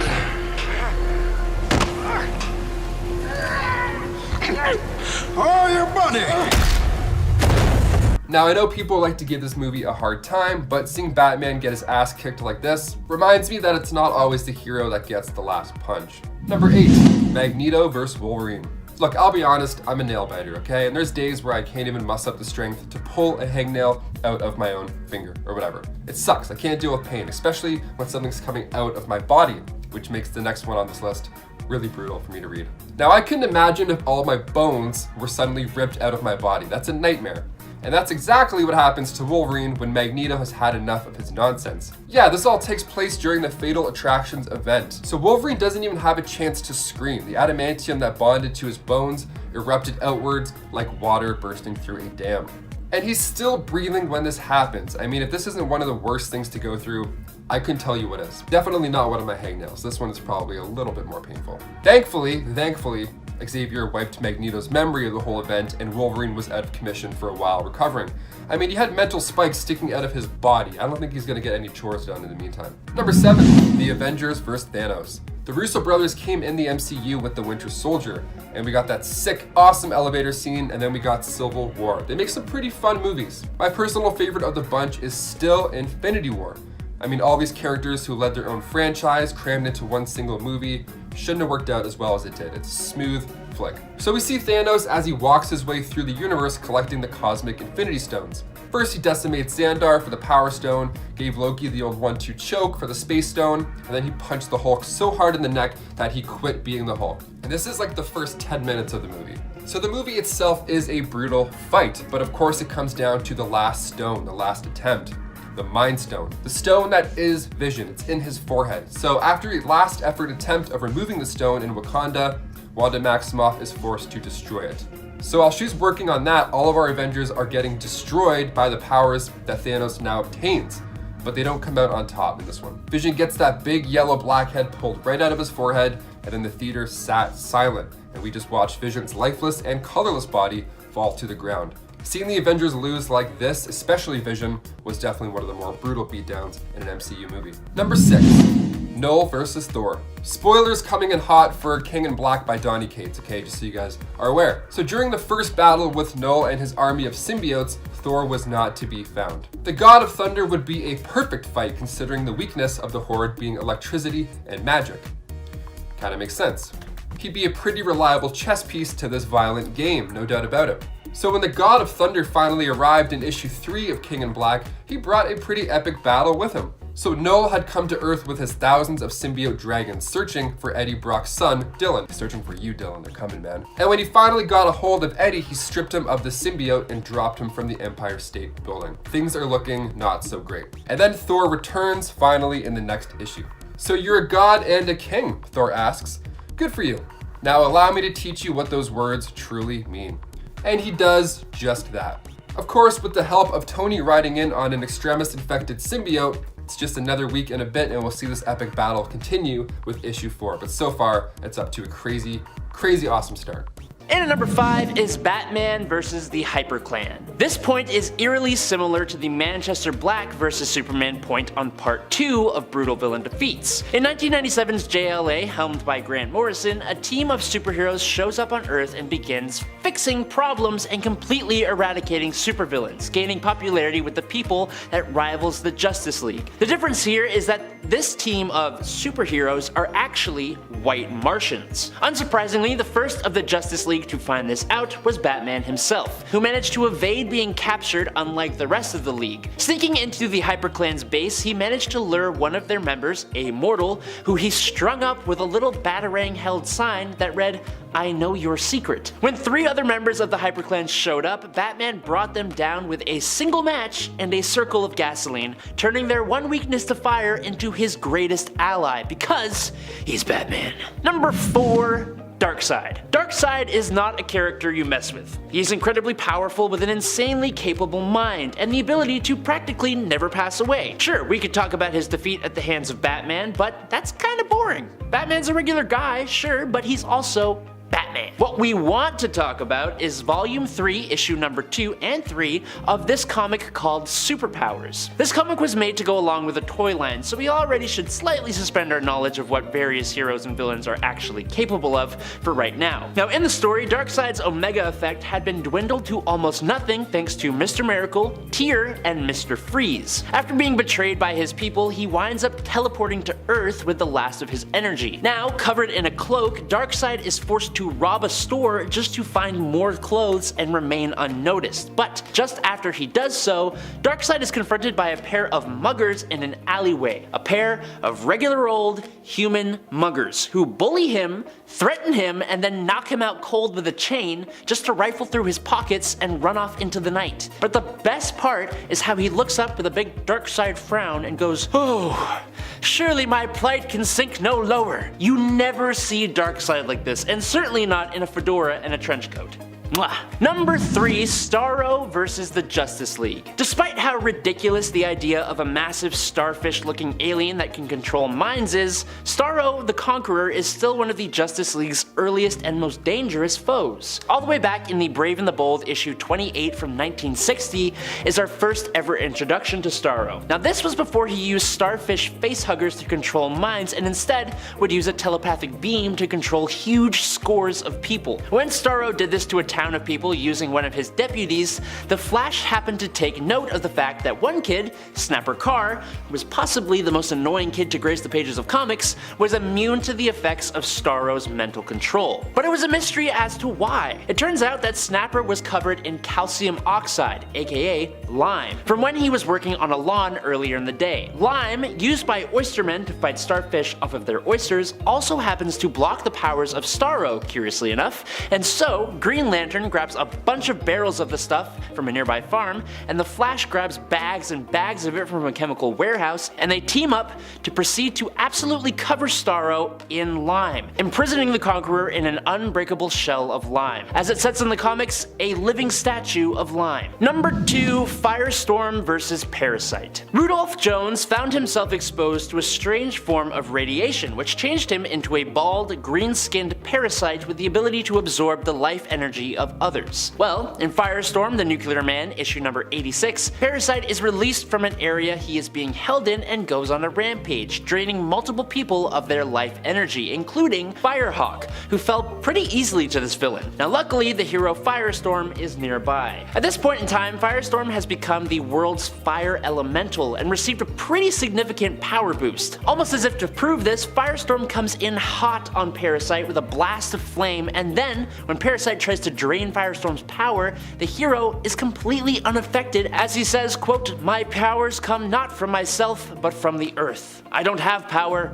I am power." And in a last-ditch effort, Parasite decides to try and trade energy blasts with Firestorm. Now unfortunately for Parasite, it is nowhere near an equal fight. He uses up all of the energy he took from Firestorm, and then just trying to hold back Firestorm's blast, Parasite goes through his own reserved life energy until he is on the brink. Realizing he will lose, he begs Firestorm to stop, saying that Firestorm would bring the end for Parasite, to which Firestorm simply says, "That was my intention." Luckily for him, Parasite was saved by the allies of Firestorm who told him to stop, but this hero left Parasite emaciated from using up his own energy. And finally, and at number 1 is Joker versus the Red Skull. Now look, the Joker is a maniac, an absolutely insane criminal lunatic, but hey, he is an American criminal lunatic, goddamn. Which means dealing with someone with the past of the Red Skull is an absolute no-no. Yes, these two villains teamed up together in the Batman and Captain America Team-Up Special, back when DC and Marvel actually got along with each other. Naturally, these heroes' two greatest villains team up to take them on, but I guess it turns out that even Joker is above the morals of a World War II era war criminal. The Red Skull hires the Joker to steal an atomic doomsday device, which the Clown Prince of Crime totally agrees to do, until he sees Red Skull waltz out with a certain symbol front and center on his outfit, indicating his involvement in WW2, which is then confidently confirmed by the Red Skull. This is when the Joker delivers the line about being an American criminal lunatic, and the two simultaneously attack each other, Joker with his venom and the Red Skull with his, quote, dust of death, which they are both immune to. This is when Joker gets smacked over the back of the head with a wrench, but eventually the fight makes it onto a plane where the Joker overpowers Red Skull and they both go tumbling down through the sky alongside the atomic device they stole, destroying them both in the middle of the Atlantic Ocean. Now I don't know if I'm more shocked at Joker's switching of sides or the fact that they had a fist fight while straddling the top of an active fat boy. It could be either, I don't know. Number 10, Jason Todd's worst fear. Probably one of the most heartbreaking moments for me in recent years in terms of DC Comics happened during 3 Jokers, Batman 3 Jokers, so pretty recently. I'm still not really sure why people don't like this comic. I thought the story by Jeff Johns and artist Jason Fabok was well worth the multi-year wait myself. It was suspenseful, it was mysterious, and it was just stunning. And honestly, every time I go back to it, I find something new that I like about it. Sure, the middle act in issue number 2 lagged a bit, but otherwise this comic to me was pretty flawless, other than a few minor plot hole issues in my opinion. Also the raccoon. Ah! And despite the lag in issue number 2, it still had one of the most heartbreaking moments for me, which occurred when Jason as Red Hood chose to strike out on his own and ended up finding a pool filled with failed attempts at creating the next Joker, which in and of itself is another kind of brutal. At one point, the 3 Jokers implied that Jason actually might be the best candidate to become the next Joker, but decide that he's simply not smart enough to take up the mantle. Ouch. Instead, they once more beat him to within an inch of his life with a crowbar, with one of the Jokers, implied to be the Joker who first did this to Jason way back when, commenting on how the second time was even more fun than the first. It gets especially brutal and heart-wrenching when Batgirl and Batman arrive on the scene to rescue him, and he lashes out at them. Especially when like Babs just comes in and gives him a hug and she's like, I just want to make sure you're safe. Number 9, The Dark Knight Strikes Again. Batman The Dark Knight Returns came to us originally as a way to give Batman, Bruce Wayne, a fitting end, and it's easily one of the greatest Batman stories out there, with Frank Miller art that was actually understandable and a great tale that wrapped up the character of Batman in a lovely little bow. But then, Frank Miller went and created 2 sequels, and the first of which is basically a fever dream of insanity, overly objectified blocky cartoon women, and just odd visuals, while also taking the character of Superman and completely misunderstanding and disrespecting him. But I think the most egregious moment came when Supes and the third member of the Trinity, Wonder Woman, decided they were going to hook up, right after Batman beat the absolute snot out of the Man of Steel. Wonder Woman comes in to find Superman completely beaten and bloody and ranting about how it's all over, and then, after punching him for being weak, I guess, they immediately start making out. Then they fly up into the stratosphere and begin going at it midair, and then slamming into the ground, causing volcanic eruptions, massive earthquakes, and tsunamis, hurricane-level winds, all for Wonder Woman to say he moved the earth for her. Wow, so poetic. And then she exclaims she is pregnant now, and they decide to get a bite to eat, but they sure are heroic. Number 8. Jason Todd loves Barbara Gordon. Another really brutal moment, possibly one of my least favorite parts, I think, of Three Jokers, comes at the end. After taking Jason in and helping him to recover after he was attacked, Jason at one point attempts to kiss Barbara. This kind of makes a little bit of sense because, you know, they've got shared trauma, but this felt weirdly forced still and out of place to me because, you know, Babs still seems like she's kind of trying to be there for Jason like a sister. Like, I get that Jason is reaching out because for years he's felt like he was left behind, abandoned, and, you know, like I said, they do have shared trauma, but Babs and Jason's relationship has always felt more platonic to me. And if anything, more than that, more familial. Like they were truly, you know, brother and sister. And when Babs reaches out, it's very clear she's coming from this place, and yet Jason seems to struggle to read the room and acts on his romantic feelings anyways, if that's even what's really going on for him. Honestly, I think he's just confused. The third issue ends with a kind of weird note with Jason leaves on her apartment door, and that ends up falling off and then being swept away by the building's janitor, which is especially weird and kind of cringe because it seems to imply, like that whole sequence of shots, that if Babs found it, things may have been different between them.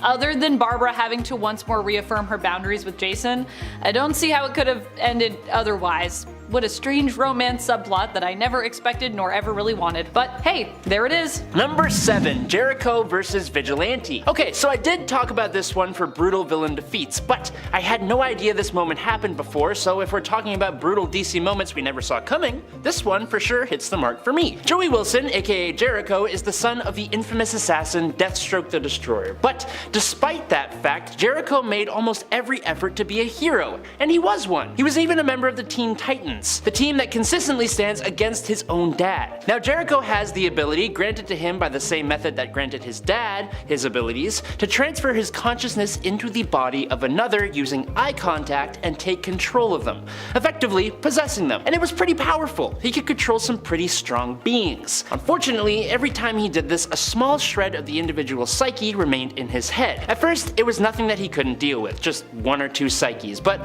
over time, possessing multiple people, he had so many psyches floating through his head that it drove him insane. Now the rogue anti-hero known as Vigilante took on the responsibility of stopping Jericho, and where Vigilante originally planned to just go the quick route and completely end Jericho, Jericho's sister stood firm that her brother was a good person at heart and should not lose his life. Vigilante heard her out and decided to not deal with this threat in a lethal way. Instead, after Jericho was captured and in the back of a police vehicle, Vigilante paid the guy a visit and just completely took Jericho's eyes from his head. It eliminated the threat of Jericho's powers, sure, but I can probably think of a dozen different ways that this course of action could have been averted. Number 6. Joker's payback. Seriously? The Joker? I mean, what is wrong with this guy? Another horrible moment that haunts me. In fact, this whole story haunts me, not just this one moment, which comes from Brian Azzarello's The Joker. This story follows Johnny Frost, who was tasked with going to pick up the Joker after he's been released from prison. Finally out of the clink, Joker returns to check up on some old friends and old businesses. One of his first stops is a bar and business where Harley Quinn has been dancing while he was away. Not appreciating that Harley has gotten involved in this kind of business, Joker decides to take it out on the man running the establishment by skinning him alive, much to Frost's horror. Although, to be honest, this is really only the beginning and things only get much worse from there, especially from Johnny's perspective. Number 5. Abandoned at the altar. The wedding of Batman and Catwoman was a big frickin' deal. It was teased at and built up for a long time. Fans were genuinely excited to see it happen and to see what could come next after the fact. A kid of Selena Kyle and Bruce Wayne, what would that be like? We've seen futures where they end up together, but sadly, the wedding that was so coveted never came to be. Batman issue 50 came and went, and following suit, so did Catwoman. Came and went from Bruce's life, literally leaving the groom at the altar. Not like permanently leaving his life, but kind of. Batman was marrying Catwoman so he could literally be happy, and after some convincing words from criminals like the Joker and her friend Holly, Catwoman believed that if Bruce Wayne was happy, then Batman couldn't be Batman, which, 1, that's depressing as hell, but 2, both the Joker and Holly, alongside Riddler, Gotham Girl, Flashpoint, Thomas Wayne, Batman, and other villains, were working for Bane, who was manipulating events in order to break Batman emotionally and give rise to the City of Bane event. Well, it certainly sent Batman down a path of absolute despair. He became much more drastic with his fighting of criminals, particularly an innocent Mr. Freeze, and he even donned a less advanced version of his batsuit so that he would take more of a beating. Like, come on. Guy's been through enough. Number 4. The non-canonical made canon. One of the weirdest things with DC is how sometimes they just completely leave their stories open to be in canon or not, kinda depending on how they're received by fans. And one of the weirdest incidents of this happening is with The Killing Joke. The Killing Joke, written by Alan Moore, was never intended by him to be part of the main continuity. And as far as I know, it kinda isn't really, except for one part of the story, the attack on Barbara Gordon, the pain she suffered, and the result of that attack, her becoming paralyzed from the waist down. Why this was the only thing we chose to keep from this story, I do not know, but the whole idea of it just feels super weird, especially when you consider how brutal and graphic this attack was, where Barbara gets no opportunity to defend herself, having been surprised by the Joker's visit while visiting her dad in her civilian form.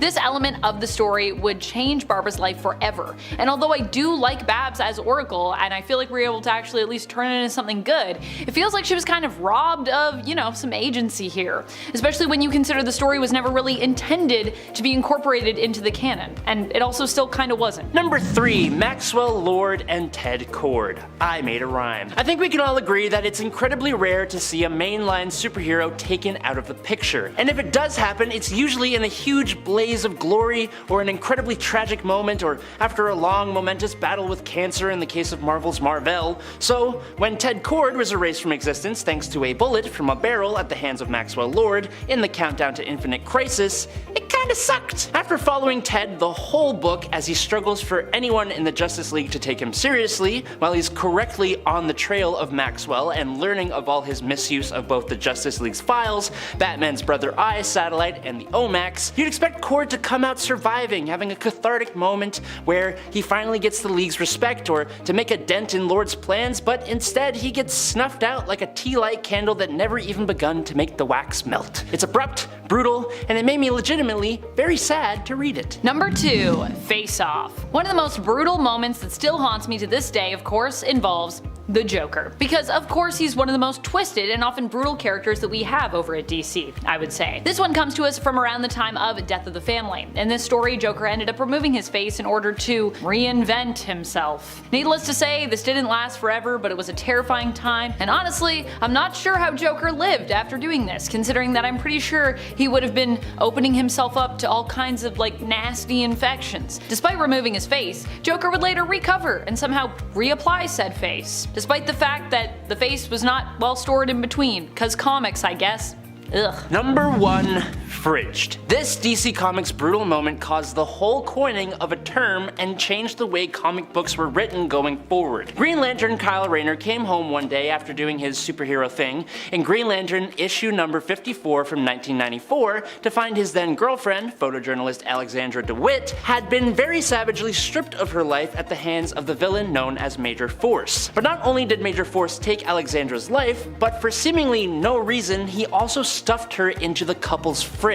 It was incredibly brutal and served only to give Kyle, the male antagonist of the story, the motivation to reach new heights as a hero, while her character, who was genuinely likable and could stand on her own, was gone forever. This was a trope in not only comics but media in general, that presented viewers and readers with the idea of sacrificing the female love interest for the direct purpose of motivating the male hero, which practically never happened in the reverse. After this comic came out, the trope was finally given a name: fridging, or women in refrigerators, and it changed the way female characters were written in comics for the most part. Number 10. Punisher ends the human race. In the one-shot comic, Punisher: The End, we are introduced to a prison that is executing all of its prisoners in preparation for an upcoming nuclear war, with the guards planning on then hiding out in a bomb shelter that is installed. One of the prisoners is actually Frank Castle, who has grown older and has been caught and locked up. He gets in the shelter before the blast comes, and after a year, he and a companion from the prison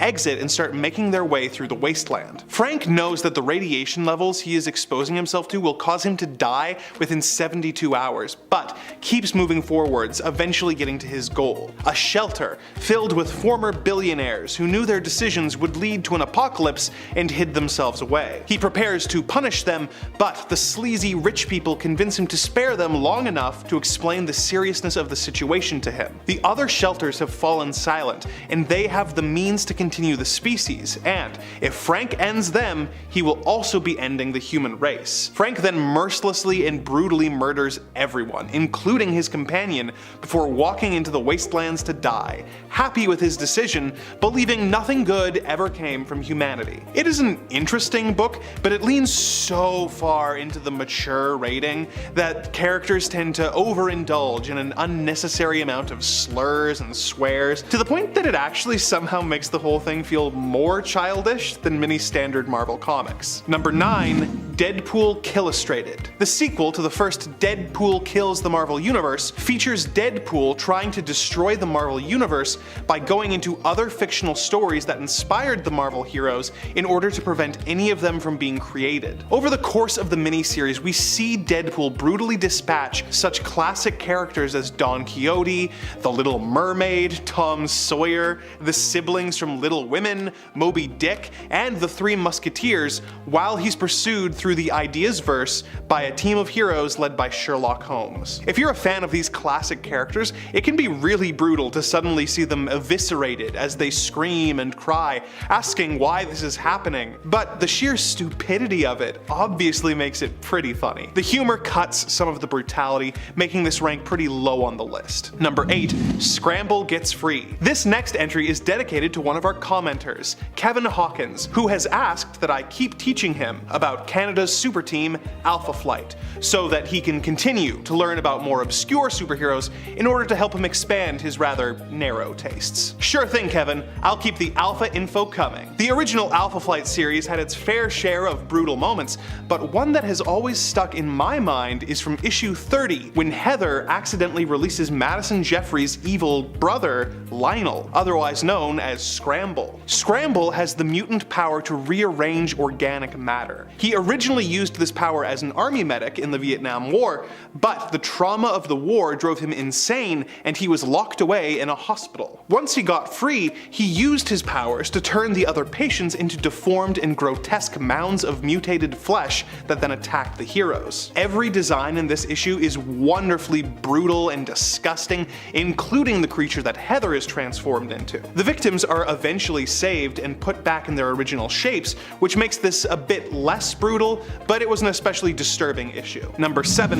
Thanos Rising. Thanos Rising is a mini-series that explores the origins of one of Marvel's most iconic villains, Thanos the Mad Titan. It starts with him as a child, and explores his early courtship with Death, who keeps manipulating him into situations that cause Thanos to kill. At first he is taking out lizards that hurt his friends, but this soon escalates into him capturing classmates in order to dissect them to see what is wrong with him in comparison to others. He insists that all the death is just a means to an end, but eventually admits that he has grown to enjoy it. This solidifies when he decides to capture and dissect his mother so that he can continue to find out why he is different, showing no remorse or care for his actions. It is a brutal origin for the character, and honestly, for a character as twisted as Thanos, nothing else would have sufficed. Number 6. Deadpool Kills His Parents. Part of the original Sin Comics, Deadpool Volume 5 Issue 34 features a twisted tale from the Merc with the Mouth's past. It takes place in the 90s and is drawn in a style that reflects that. In this story, we see Deadpool in his early days as a brainwashed assassin. His handler decides to test how deeply they have Wade under their control and sends him and Sabretooth to his childhood home with the mission of ending the lives of his own parents. Wade doesn't have much memory of his past and eagerly goes for the house, but he is stopped from attacking his parents. Kevin, you are never gonna guess who stops him. It's 90s Alpha Flight, who I'm honestly surprised haven't crossed paths with Deadpool more often. The two teams fight, and Sabretooth and Deadpool manage to get away, their mission a failure. The jovial tone of the book then takes a sharp turn as Deadpool grabs a drink, returns to his childhood home, and silently takes a tour of the strange and familiar sights before setting the house on fire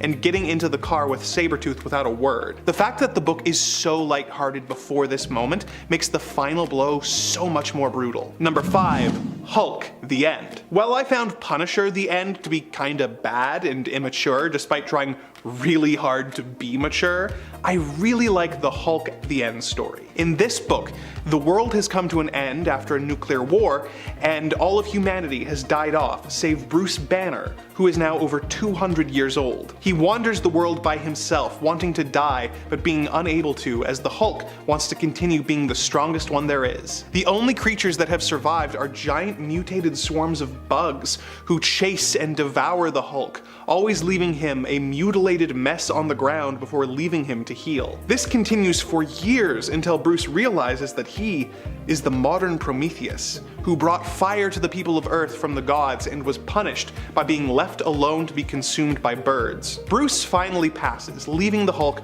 to wander the wasteland completely alone for all time. Number 4.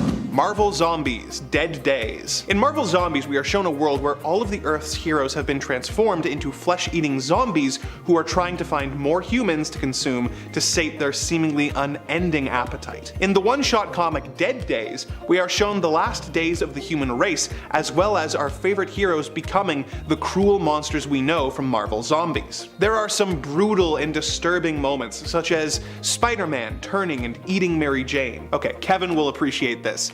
We get to see the zombified Alpha Flight attacking the X-Men after having ate Professor X before they are graphically dispatched by Magneto. We also get to see She-Hulk eating Val and Franklin Richards before having her head blown off by Sue Storm. Every page is more disturbing than the last, but I think the worst part is when Reed Richards decides that zombies are actually the next step in evolution and infects the other Fantastic Four members and then allows them to feed on him and turn him as he smiles. Number 3. Civil War. For anyone only familiar with the movie adaptation of Marvel's Civil War, the reasons behind the Superhero Registration Act are a bit different, and much more awful. The story begins with the superhero team the New Warriors about to raid a home in Stamford, Connecticut, where a group of supervillains are hiding out. The New Warriors were filming a reality show and were being extremely careless when they attacked the villains. The resulting fight led to the villain Nitro and Namorita fighting in front of a school full of children. Nitro then exploded, wiping out the school and the surrounding area. Hundreds of civilians, most of the villains, and most of the heroes all died as a result. It is a rough way to start off the book and really does a good job of setting up the moral quandary at the heart of the story. Number 2. Ruins. You guys were super helpful with recommendations in the comments in part 1, and a lot of the entries on this list are from there, so thank you. One of the ones I wasn't familiar with that a lot of you mentioned was Marvel Ruins, and you were right.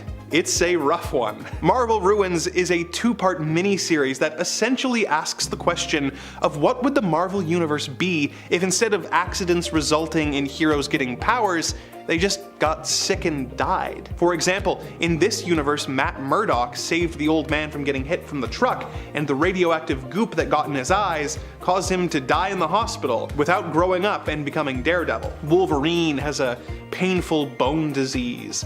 Captain America introduced Nick Fury to cannibalism at some point. Jean Grey is a teenager selling herself on the street before being killed by Fury, who then takes his own life. Okay, Kevin is gonna be so thrilled. We even get a brief look at Alpha Flight's Aurora and North Star, who are homeless, naked, and starving on the streets. Everything is awful. But my favorite bit comes from issue 2, where it is revealed that when Peter Parker was bitten by the radioactive spider, it gave him a deadly and contagious radiation disease that is spreading among the population. The book is relentless. There's not really much of a story thread other than what if everything sucked? And it answers that question in great and brutal detail. Number 1. The Death of the X-Men. The Old Man Logan story takes place on an Earth where the villains finally got organized and teamed up to take over the world, under the command of the Red Skull. The book is filled with disturbing ideas and moments, such as Hulk having an evil gang of Hulk children with his cousin She-Hulk, but the worst in my opinion is how the villains took out the X-Men on the night they came to power. Wolverine was was monitoring the situation with Jubilee when the X-Mansion was suddenly attacked by supervillains. As the children fled, Wolverine made a brave final stand against the bad guys, cutting them down one at a time until there were none left. It was then that Mysterio revealed that the whole thing had been an illusion, and Logan had been attacking his own teammates the entire time. I don't think it gets worse than that. Although, I can picture it happening to Adam here at Top 10 Nerd. Number 10, Batman. Batman is perhaps the poster boy for miserable superheroes. When he was a child, he of course saw his parents die in front of him, causing him to vow to protect Gotham City from crime as Batman. Batman has witnessed many tragedies during his time in the Cowl, and has had his fair share of horrible things happen to him, such as losing one of his sons, Jason, as well as his father figure and faithful butler, Alfred. He has also had to deal with several horrible injuries, such as being repeatedly shot and stabbed, and having his back broken. He also got left at the altar on his wedding day, which was not great for his mental health, I'm sure. Despite being a character who is very much defined by what he has lost, he has probably gained more over the years. He has a massive family of both biological and adopted children, and has an extensive collection of allies and friends. On top of this, most of the things that he has lost have come back to him over the years. He lost Jason Todd, but he returned to life. The same thing happened when he lost Damian Wayne or Stephanie Brown. Out of all the major losses, the only ones that have stuck are his parents and Alfred. And let's face it, Alfred coming back is only a matter of time. Batman's life is better than he lets on.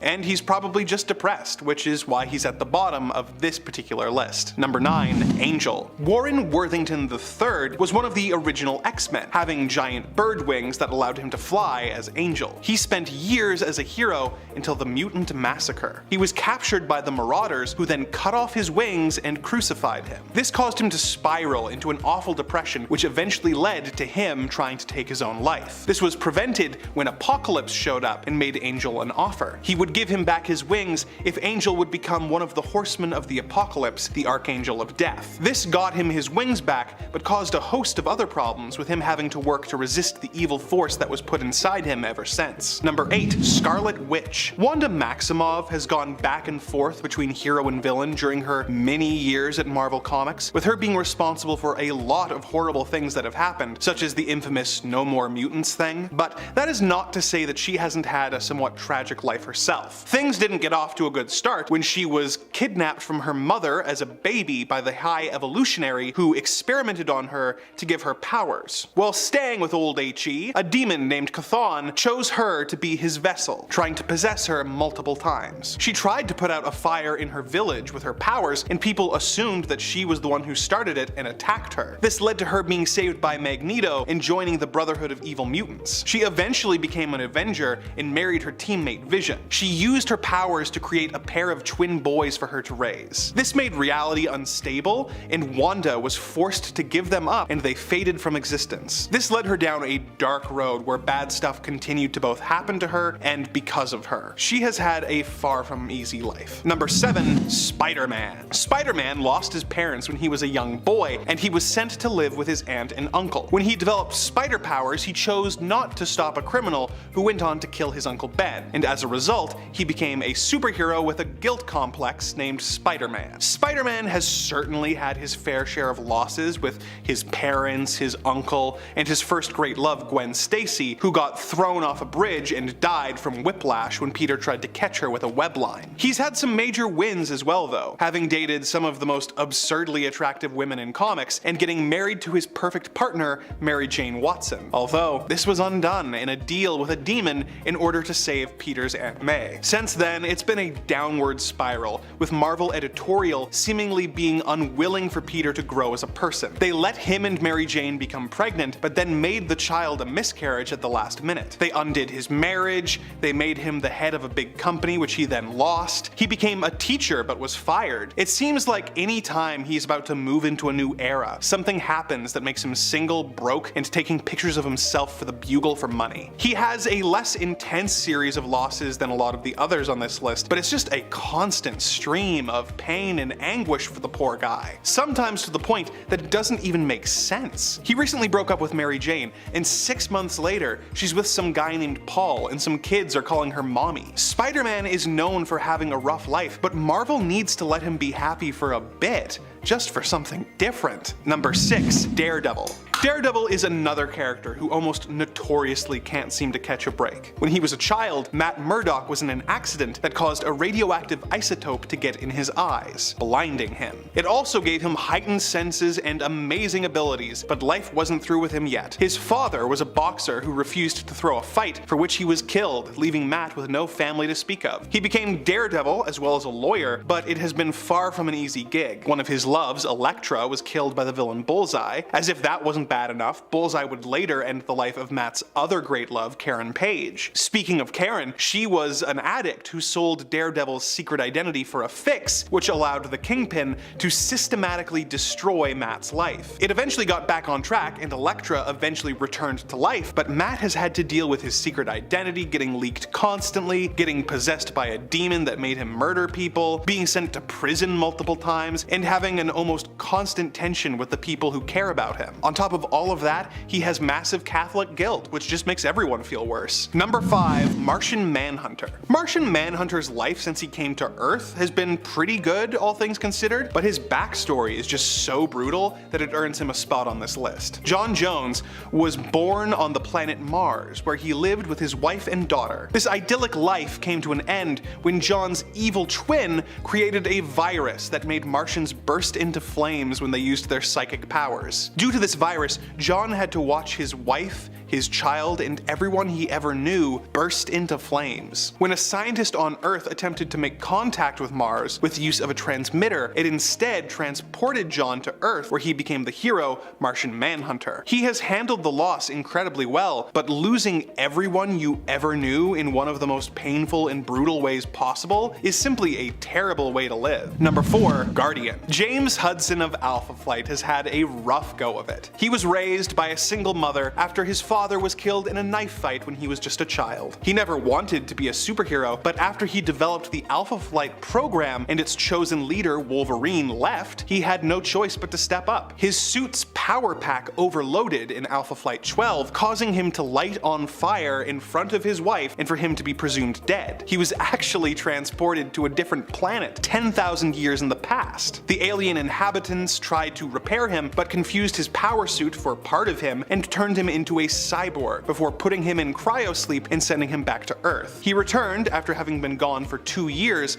and was reunited with his wife. Less than 10 issues later, he was forced to sacrifice his life in order to fight Galactus and was considered dead again. He was actually found and captured by the evil Master and brainwashed into becoming a villain against his old team. He overcame this and was finally free to live his life, until he discovered an evil plan from the government and his suit was sabotaged to send him to deep space, making everyone think he was dead again. The government made a younger clone of him that began dating his wife until Hudson came back, only to discover that his wife had broken up with his clone and was now dating his teammate Puck. The clone later died and he was able to win Heather back, and the two had a child. But on the day she was born, a rogue government employee who wanted Heather for himself shot James out of the sky, causing him to break every bone in his body and almost die again. Wolverine gave him a transfusion that helped to heal him, and he was free to live his life, until him, his wife, and his team were killed by the Collective, leaving his daughter to be raised by distant relatives. He and Heather came back to life, but their dangerous lifestyle caused the courts to refuse them custody. Heather was brainwashed by the Master into being a villain,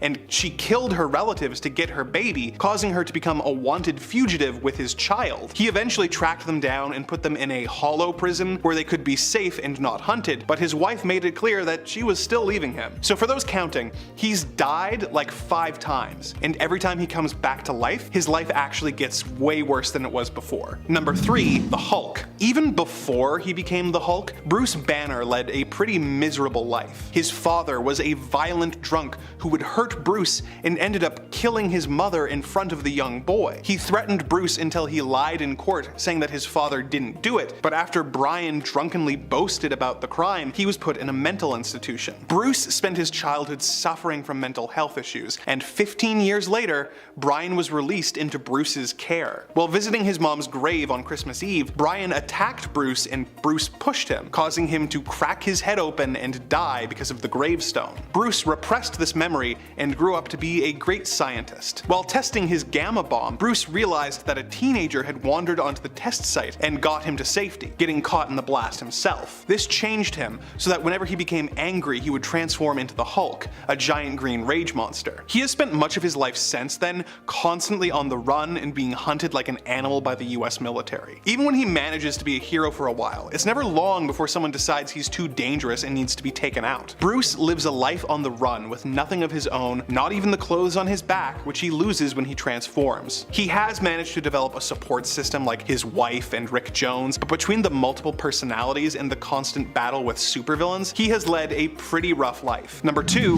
Deadpool. Wade Wilson was a Canadian who moved from Canada and joined the Special Forces in the US, and later became a CIA until he fell in love with the mutant Vanessa Carlyle. Things were good for a while until he developed 34 inoperable cancerous tumors. He left Vanessa and returned home to die. He was recruited into the infamous Weapon X program and given a healing factor which caused the cancer cells to multiply, leaving him hideously disfigured. He was sent to a facility for hospice where the villain Ajax tortured him until Wade escaped and became a mercenary again. He was driven insane from all of this and became the Deadpool we all know and love today. Although he can heal from any injury, Wade is constantly put through the ringer, being given some of the worst physical damage and torture that anyone could endure. He has trouble getting other heroes to respect him or treat him well, and had to give up his daughter because he felt that being around her would only put her in danger. He has a good heart, but there are few superheroes who have endured the amount of pain Deadpool has. Well, except of course, number 1, Wolverine. Wolverine was originally James Howlett, a Canadian living in the late 1800s. When he was a young boy, his groundskeeper killed his father and tried to kidnap his mother. His mutation manifested at this moment, with him popping bone claws, which he used to kill the attacker. Turned out, the groundskeeper was his real father, and his mother sent him away before taking her own life with a shotgun. And it just gets worse from there. Wolverine has lived a long life and therefore has seen almost everyone he's ever loved die, including his wife Itsu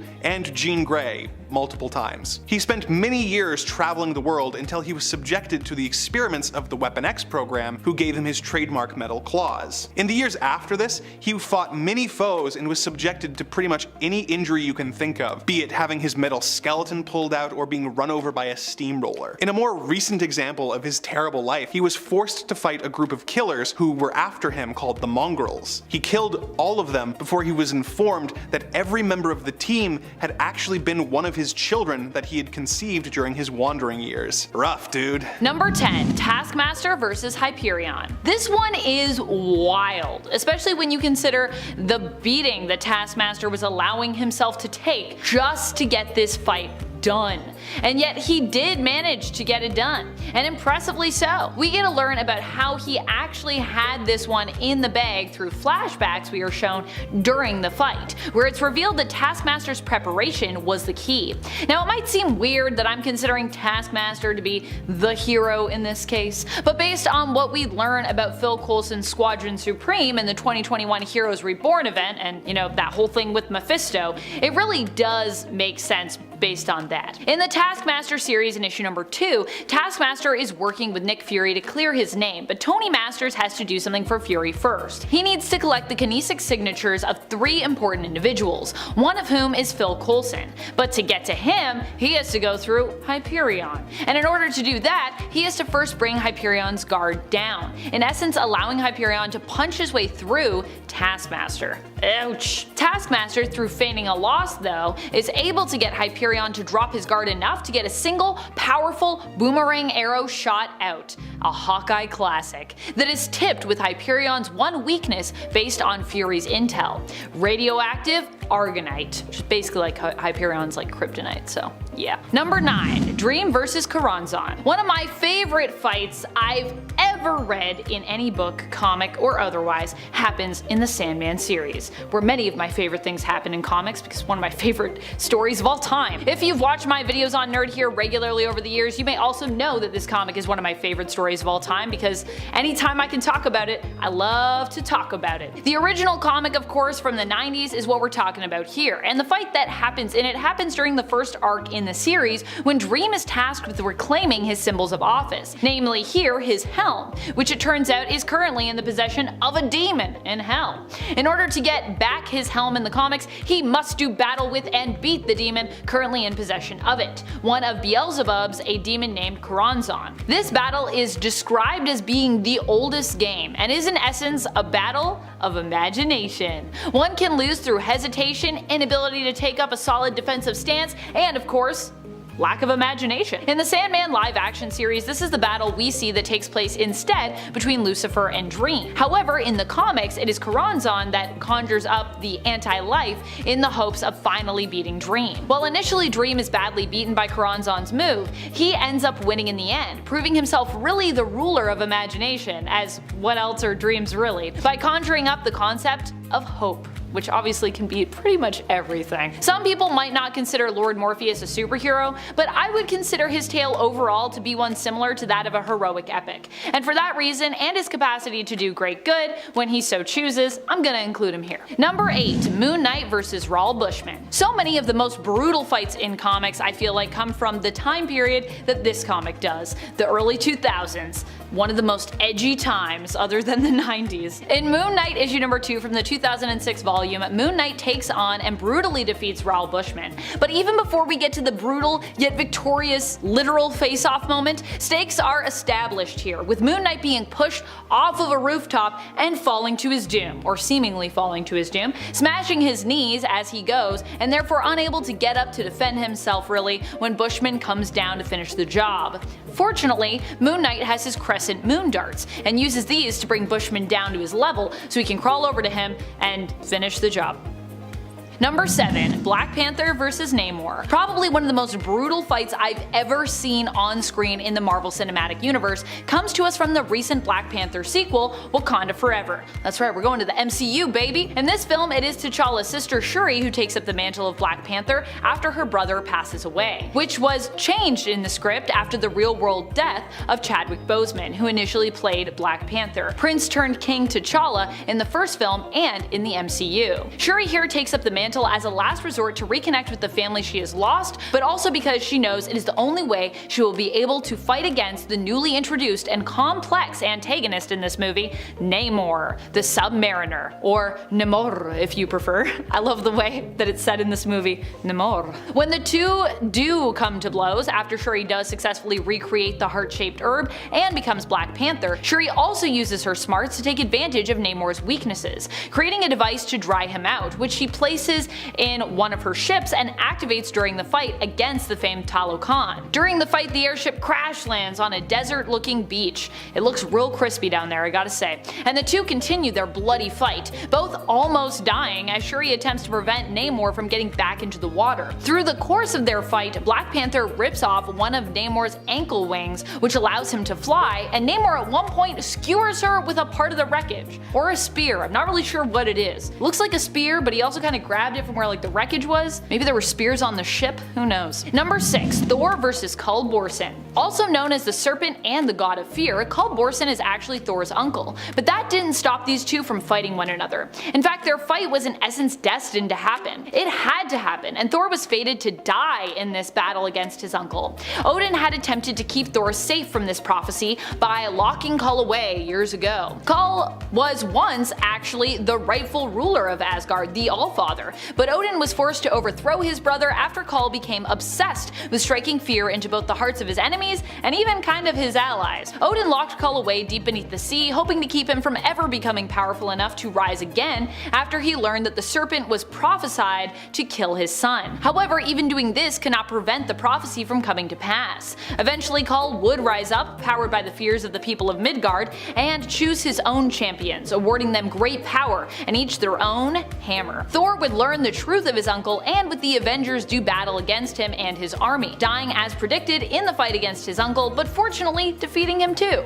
However, this is also comics, so both Cull and Thor would eventually return, despite their epic showdown and its seemingly permanent results. Number 5. Harley Quinn versus the Joker. While some still might think of Harley Quinn as a villain, this all happened, I would say, around the time of her turning point from kind of villain into hero. This is kind of when it's all going down. And while the road has been long, I would say at this point in time, at the time of this recording right now, despite only a few years before being declared Villain of the Year, that Harley is more hero than villain right now in her history. So yeah. This fight happened, however, quite a while ago now, but Harley was still enjoying acting somewhat heroically, at least, as part of the Suicide Squad, and coming into her own really as a character, or continuing to come into her own, I would say. In Suicide Squad issue number 15, she faces off with the Joker in one of the most brutal fights I have ever read. And while the Joker technically kind of wins this fight, Harley wins the battle, managing to escape with her life after he locks her up and threatens to leave her there to starve to death with all the corpses of the supposed Harleys who came before her. There is so much about this fight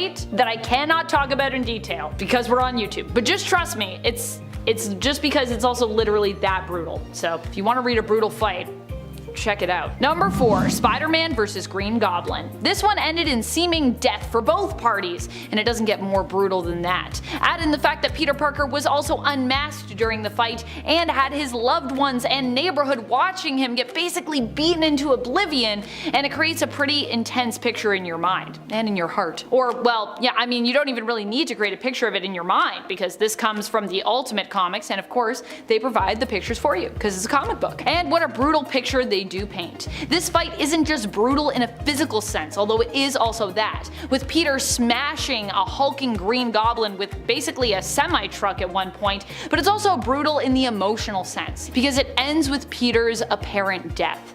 And I mean also Goblin's apparent death. But of course, I'm much less broken up about Green Goblin dying here. No one cares. Norman, you deserved it. In fact, I kind of feel relieved at that part.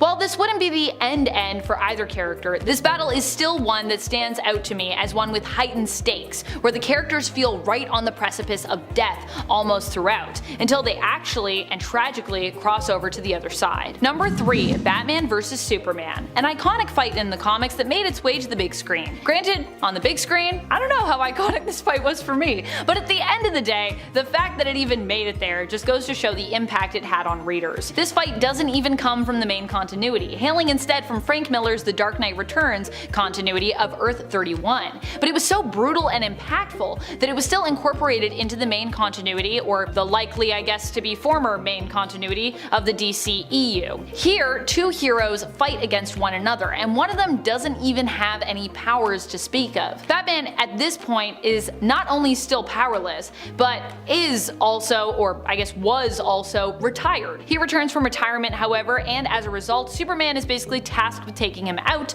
by the President. But Batman isn't prepared to go down without a fight, and a bloody, brutal, and desperate battle ensues between the two at the end of the story that we later find out Batman seemingly won in his own sly Batman way. While Batman seemingly dies and is unable to finish the fight, with the strain being too much on his heart and him collapsing, we later learn at the funeral that he is still alive and well, and that Clark may have even been in on this ploy. At the very least, he seems to be in on it by the end of the story. Number 2. Hawkeye vs. the Liberators. As you'd expect, this list wouldn't be much without me diving into the world of the Ultimates. And what a perfect time for it too, as the Ultimate line is due to make its return in comics this year. There's so many brutal fights in the Ultimates, with Jonathan Hickman heading the return of the Ultimates line. Like many, I too am excited about this, so I thought why not dive back into some of the most brutal Ultimates fights we've ever witnessed. This one comes to us from before Jonathan Hickman's time working on the line, but was delivered to us by the dynamic and often brutal duo of Mark Millar and Brian Hitch. And Brian Hitch will be returning, so fun facts. It does fit right in on this list because it's just that brutal. The fight happened after Hawkeye of the Ultimates team was kidnapped by the Liberators. After learning of what happened to his family and being mocked, tormented, and questioned,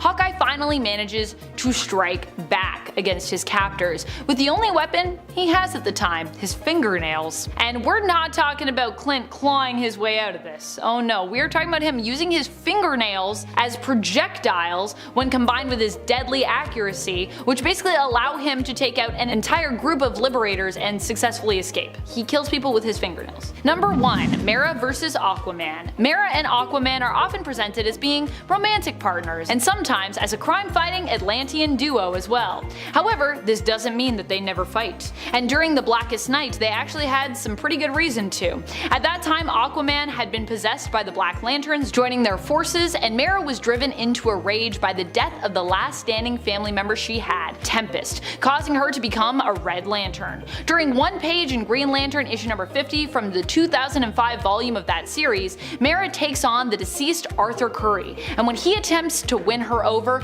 through what I can only describe as weird kind of empathy, I imagine trying to distract her from her rage by attempting to bond with her over the loss of their son. This, however, fails to work, and Mera frightens him off masterfully, responding, "I never wanted children," before seemingly killing them both with her blood, which as a Red Lantern was transformed at the time into liquid napalm, because that's how it be for Red Lanterns. Coming in at number 10 is Zur-En-Arrh. The Batman of Zur-En-Arrh was introduced in 1958's Batman number 113 as Tlano, who protects a faraway planet in a red, yellow, and purple Batman-inspired suit. While a dazed Batman pilots the Batplane over Gotham City one night, he finds himself transported to the world of Zur-En-Arrh by Tlano. Bruce helps Tlano fight off alien invaders with Superman-like powers, and it's transported back to Earth. Now, fast forward to Grant Morrison's run on Batman, and the whole adventure was revealed to be a hallucination caused by an isolation experiment on Bruce Wayne by the villain Dr. Simon Hurt,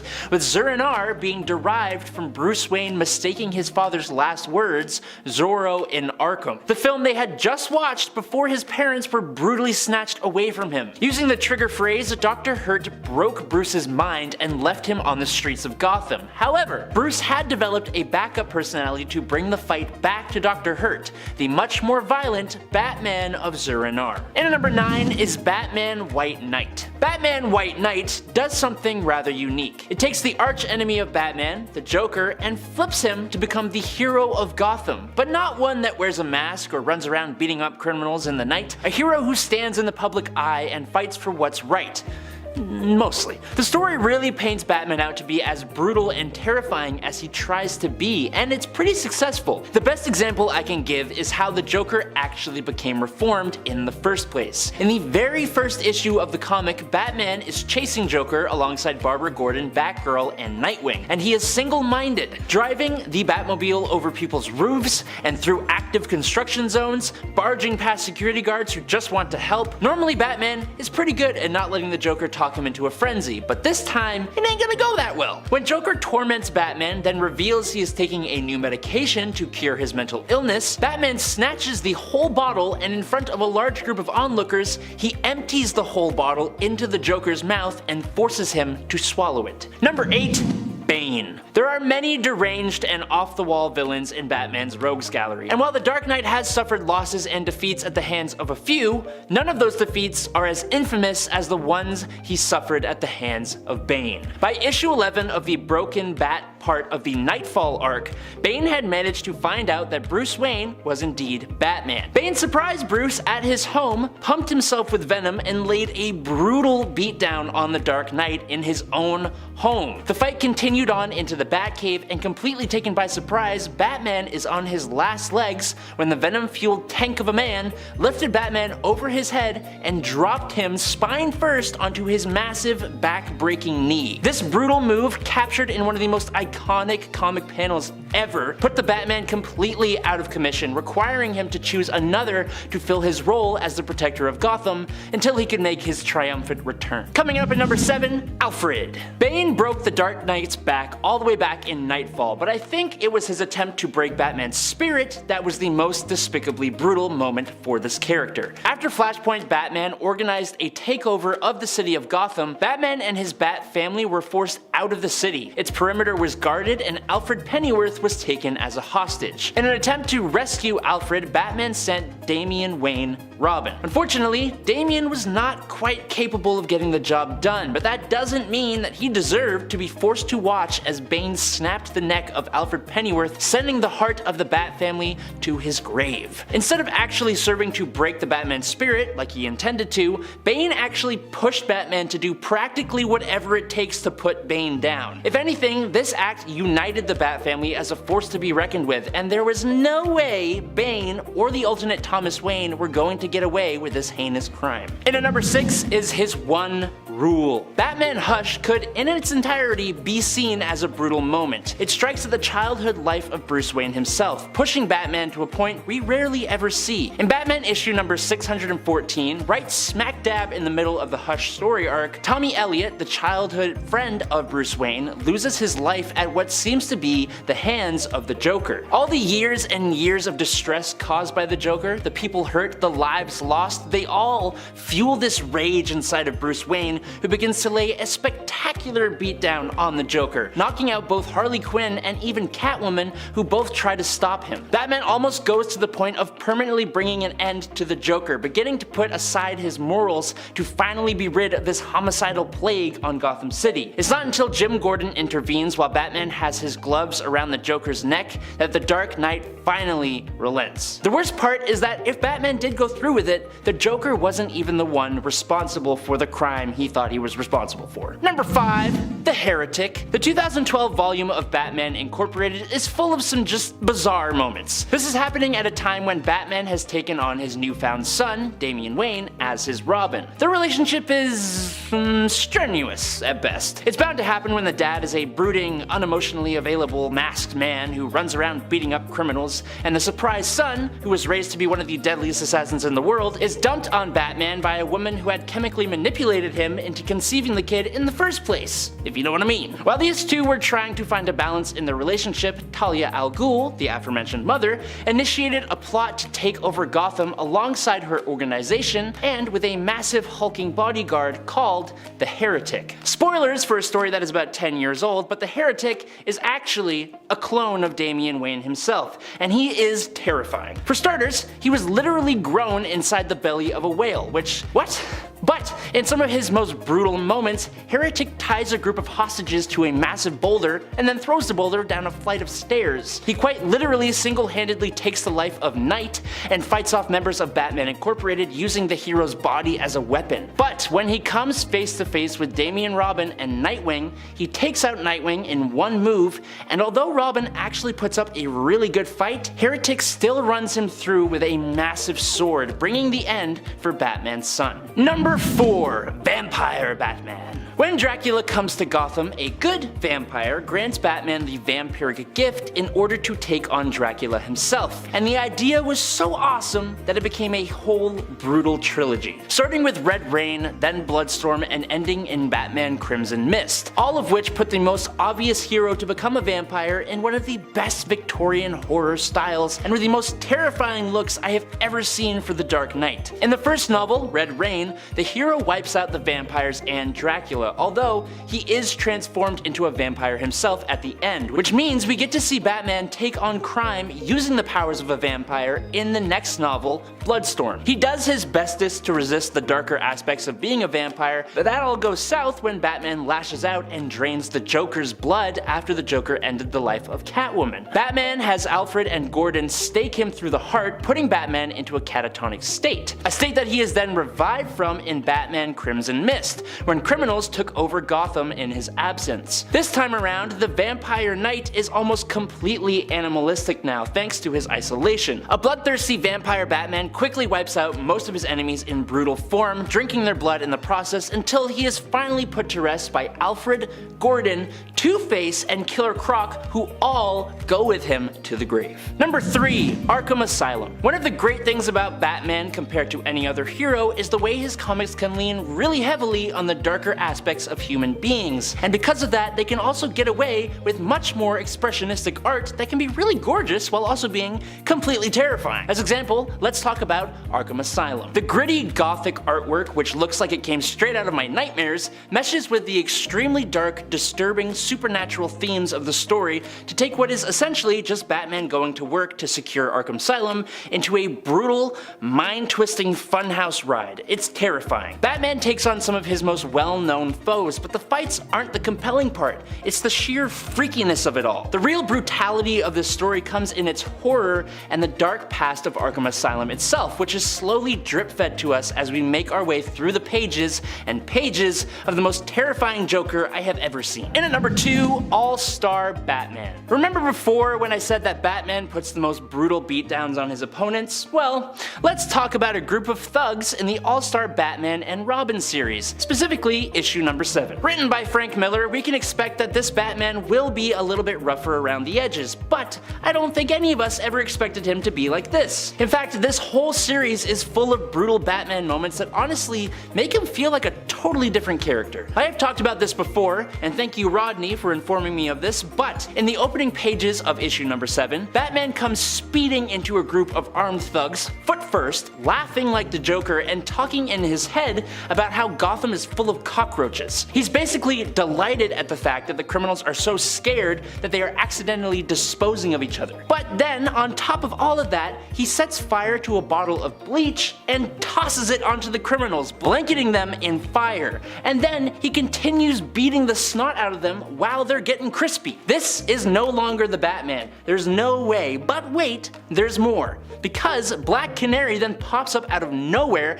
and these two superheroes just start making out and getting busy while the thugs are barbecuing in the background. It's messed up. And finally, in at number 1, his parents. Everyone and their moms knew this was going to be on the list. It's the whole reason Batman is Batman. The tragic passing of Thomas and Martha Wayne at the hands of Joe Chill remains the defining moment in Batman's life. It's brought up so often that you think it's basically his whole personality, and in a way, it actually kinda is. The loss of his parents has informed almost everything he has done going forward, from his decision to even become Batman, to the fact that he has such weird father-child relationships with his wards. He has paid multiple visits to Joe Chill to try and teach the man the error of his ways, and to show him what he created. He's almost constantly reminded of their loss, if not by villains who know the truth, then by his own Bat family. Bruce Wayne may have grown up to become one of the greatest detectives and superheroes in the world, but he will pretty much always just be the scared little boy in an alleyway mourning the loss of his parents.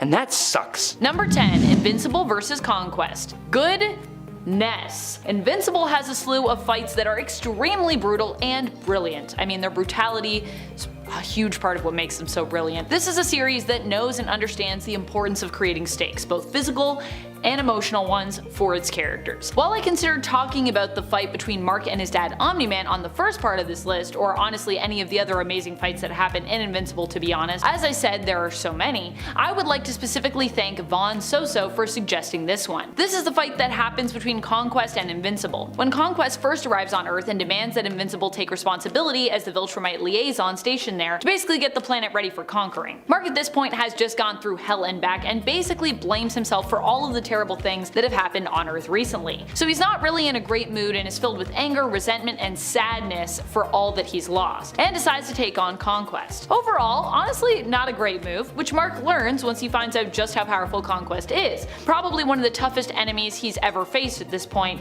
which is kind of par for the course for Invincible, because I feel like every time Mark faces someone, he's like, well, I've done a lot of things, and then he's always like, dang, how is this person even more powerful? How is that possible? Honestly, it's saying something, because at this point in the story, Mark has faced like a lot of tough opponents, including a whole army made up of evil versions of himself. The fight gets even more brutal when Adam Eve comes in to help, having literally flown up off a hospital bed where she was currently healing herself to do so. And I know what you all are thinking, wow, Amanda, what a number 10 spot. This is a crazy fight. But yeah, that's all part of the drawing you in, because we got a lot more crazy fights coming up, even though this one might actually be one of our craziest. But wait for that number 1 spot, that one's wild. Number 9, Deadpool vs. Black Box and Black Tom. I still can't believe how close Deadpool came to dying in this fight, and the real crazy part is it wasn't even the villains really who put him in that situation. They were more like the catalysts for him putting putting himself in danger as he fought against them both. This one comes to us from Daniel Way's run on Deadpool, which happened back in 2008. Here at one point Deadpool becomes cured of his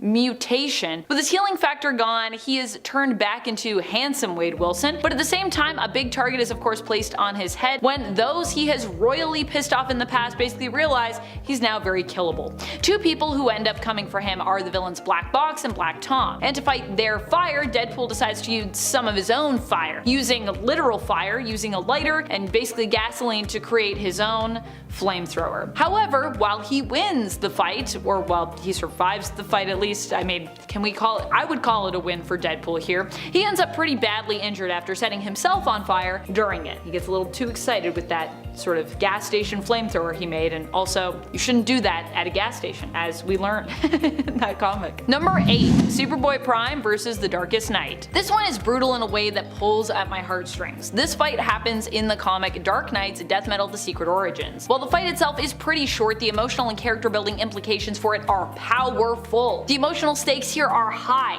Superboy Prime ends up facing off against the Darkest Knight in the hopes of defeating him and helping to basically save the multiverse. Now, while he doesn't completely succeed here, he does help turn the tides for his fellow heroes, and this story provides a great redemption arc for Superboy Prime, who was once a hero, basically turned into a massive villain, all because he suffered the heartache of losing his world. While facing off against the Darkest Knight, Superboy Prime is basically offered to be spared and even join up with the Knight's own army of Supermen. He sees a vision of a life he could have in the future where he is once more a hero, fighting alongside his other heroic colleagues if he decides to, join up with the Darkest Knight, who can give him that reality. However, he acknowledges that this would still not be the world he lost, noting that both his parents and Lori would still be absent here. Tempted, Superboy is grounded in reality suddenly by the reappearance of Crypto, and ends up refusing the offer, fighting against the Darkest Knight and giving his life in doing so. While the battle is not finished yet, this is a crucial moment where the tides turn for our heroes, weakening the darkness and allowing the heroes to basically rise up and end up winning the day. It is then confirmed that Superboy Prime did indeed die as a result of fighting back. However, he either gets his world back through his journey into the afterlife, or possibly through the multiverse's reconstruction following the resolution of death metal. So he's either dead and then he's brought back, or he's dead and he's in the afterlife and he just kind of gets a little happy ending in the afterlife. Number 7. Dazzler versus Techmaster. One of the most brutal things you can do to a character, we all know,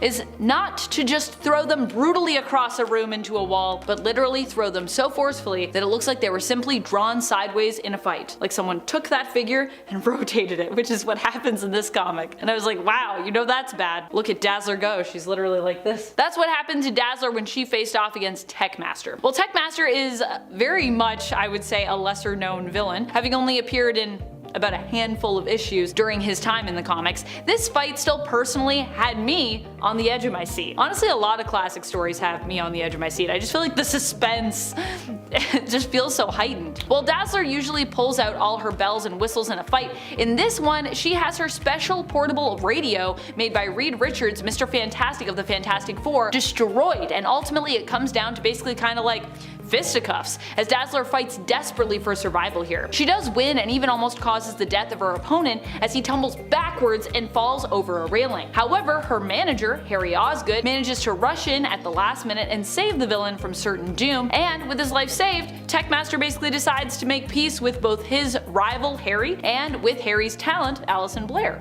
So it all kind of works out in the end. Number 6. Batman vs. Reverse Flash. This fight was heart-wrenching for so many reasons, and pretty much perfectly encapsulates the kind of fights I'm excited to highlight here on this list, let me tell you. In Batman issue number 21 from the 2016 comic, part of the Button story, Batman is forced to fight against an enemy who pretty much completely outranks him, the Reverse Flash. We see him get brutally attacked, and while it seems like there is no way Batman can win here, we later learn that being the smart man that he is, Batman himself knew that, and so he'd kind of already won, simply by accepting the fact that if he fought directly, he would lose, and knowing that his best bet would actually be basically to stall until the Flash returned, which ended up being a successful and life-saving strategy actually. Although I mean, in the end the Flash was still a little late, but it worked out, so yeah, and it was brutal, so it ranks. Number 5. Punisher vs. Wolverine. I mean, these two are both superheroes, which is maybe what makes the fight so much more brutal. This one happened during Garth Ennis's and Derek Robertson's time on Punisher. Here Punisher and Wolverine end up in a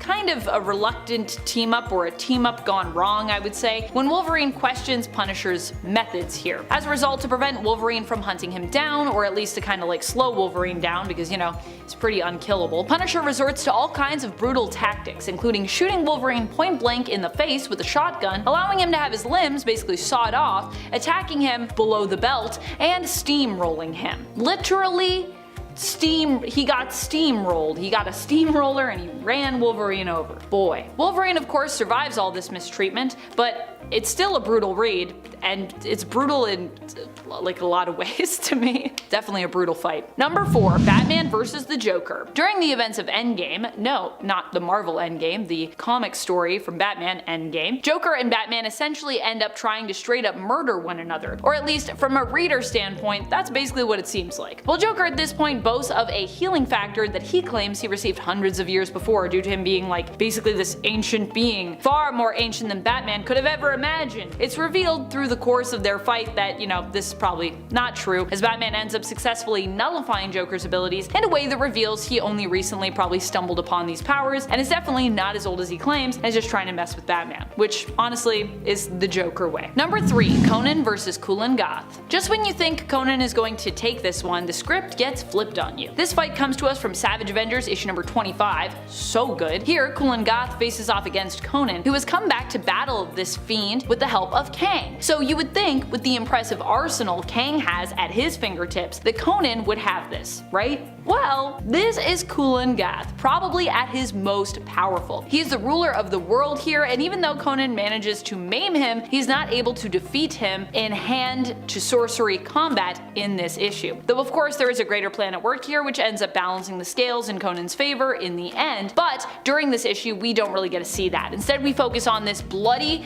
and gruesome battle fought with magic, energy weapons, armor, swords, symbiotes, and sharp fingernails.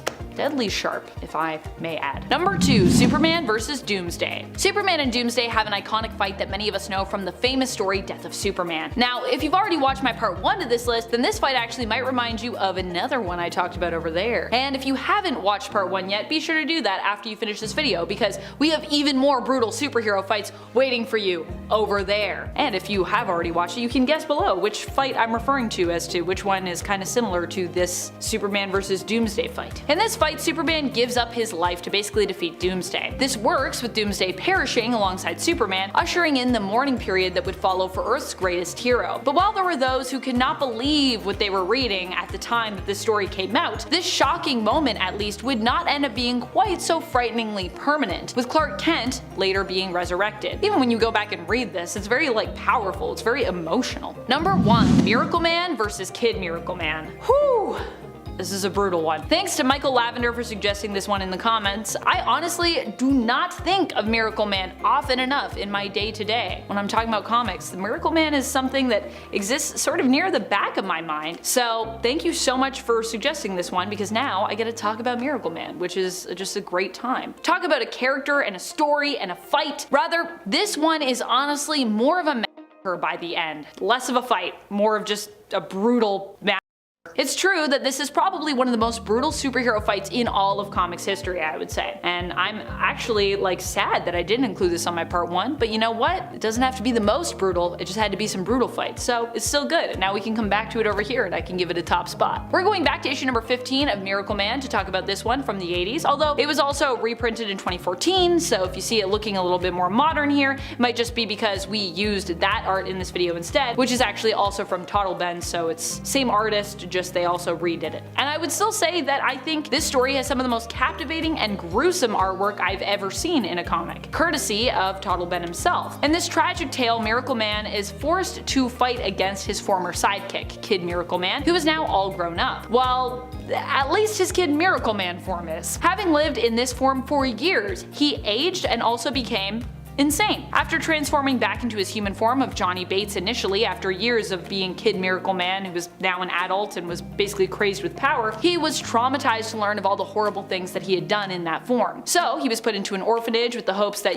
being around other kids his age might help him to drown out the voice of Kid Miracle Man that still plagued his mind and was kind of living in there. However, after being tormented by the other kids and suffering from SA, Johnny ended up saying the magical name of Miracle Man, transforming back into Kid Miracle Man and unleashing him on the world. Thousands, 40,000 people were killed in the massacre that ensued after this transformation, and in the end, Miracle Man got lucky when Kid Miracle Man was forced to say the magical word once more to escape the pain of the injuries he'd suffered in battle. Also, this battle, I should admit, took pretty much everyone to even just get him to turn back, so that's wild. Knowing that there was likely no way to save Johnny from his evil alter ego, and therefore no way to prevent this kind of awful from happening again, potentially in the future, Miracle Man was then forced to offer Johnny a sense of comfort, holding Johnny's head before he basically crushes it in his hand. I have trauma just from reliving the story and rereading it.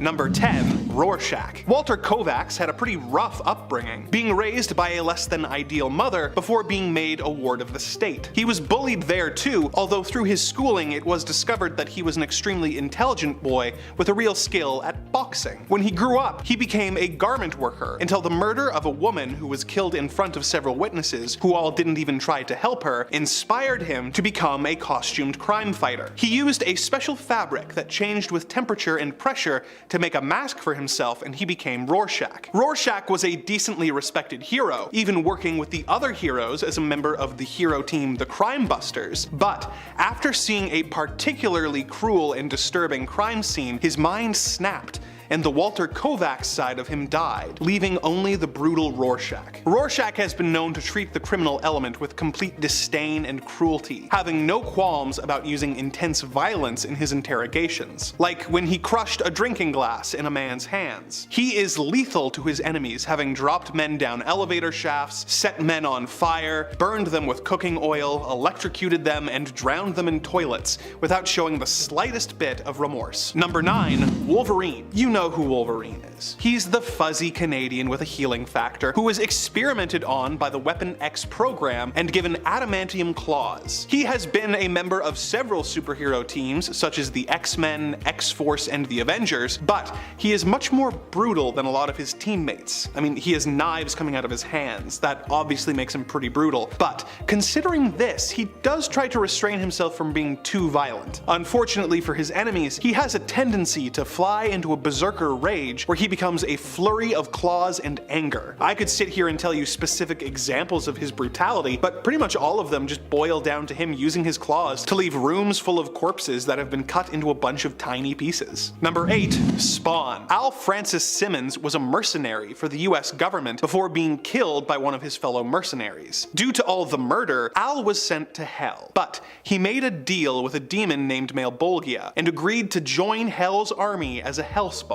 He was sent back to Earth, where he discovered that 5 years had passed and that his wife had remarried and started a new life with his best friend. So he became Spawn and spent the rest of his time brutally dispatching violent criminals and fighting evil demons. He can use his demonic powers to go up against his enemies, but he is just as likely to use his bare hands to straight up tear people in half, or in one case, stab someone to death with an ice cream scoop. Number 7. Dog Welder. Dog Welder is a member of the DC Super Team Section 8, which consists of some of the intentionally worst superheroes in comic book history. There is Six-Pack, who is a drunk man who attacks people with a bottle, Defenestrator, who carries around a window pane that he breaks over people's heads, or Bueno Excelente, who, well, the less said about him the better. One of the more brutal members of this lame team is the Dog Welder. He never speaks, and his whole deal is setting up traps in alleyways to capture and euthanize dogs. He then carries around the dead dog dogs until he comes across a villain. Then, he uses his welding torch to weld the dog to the villain's face. That's it. That's his whole deal. And he has only made 6 appearances in the history of DC, although, in one of them, he did weld a dog to Lobo's butt. Number 6. Moon Knight. When Mark Spector was a child, he discovered that his rabbi was actually a former German SS officer who had deserted at the end of the war and was posing as a rabbi in order to end the lives of members of the local Jewish community. Mark escaped, but the trauma of this caused him to develop dissociative identity disorder. His first alters were Stephen Grant, who invested Mark's meager funds and became a millionaire who funds their superhero activities, and Jake Lockley,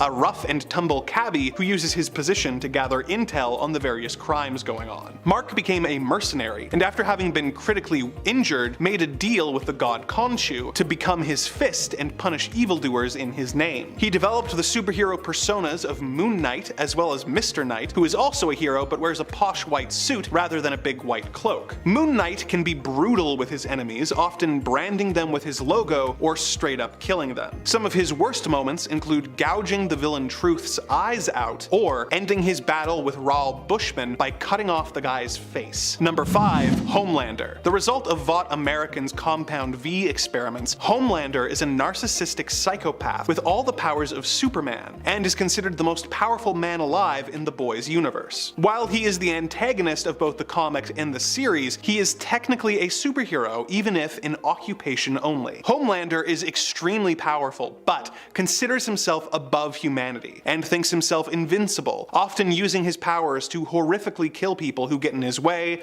annoy him, or even just happen to be at the wrong place at the wrong time when Homelander is bored. Some of his more brutal murders include him dooming an entire airplane filled with civilians, taking off the vice president's head, and in one issue, flying a family and their car into the sky before dropping it. He is probably the most sadistic character on this list, but since he is only considered a superhero by technicality, I put him right in the middle of the list. Number 4. Lobo. Although this space bounty hunter is more often villainous than heroic, his time on the Justice League makes me comfortable giving him a spot on this list. Lobo is the last of his own species because he destroyed everyone else in what he called a science project. He gave himself an A, by the way. In his years of bounty hunting, he has destroyed several planets and countless lives, and has shown little in the way of remorse. Like Homelander, he is on this list near the middle because though he has technically operated as a superhero, there is very little about him that is actually heroic. Number 3. Ghost Rider. Johnny Blaze is a motorcycle stuntman who, in an effort to save his surrogate father Crash Simpson from dying of cancer,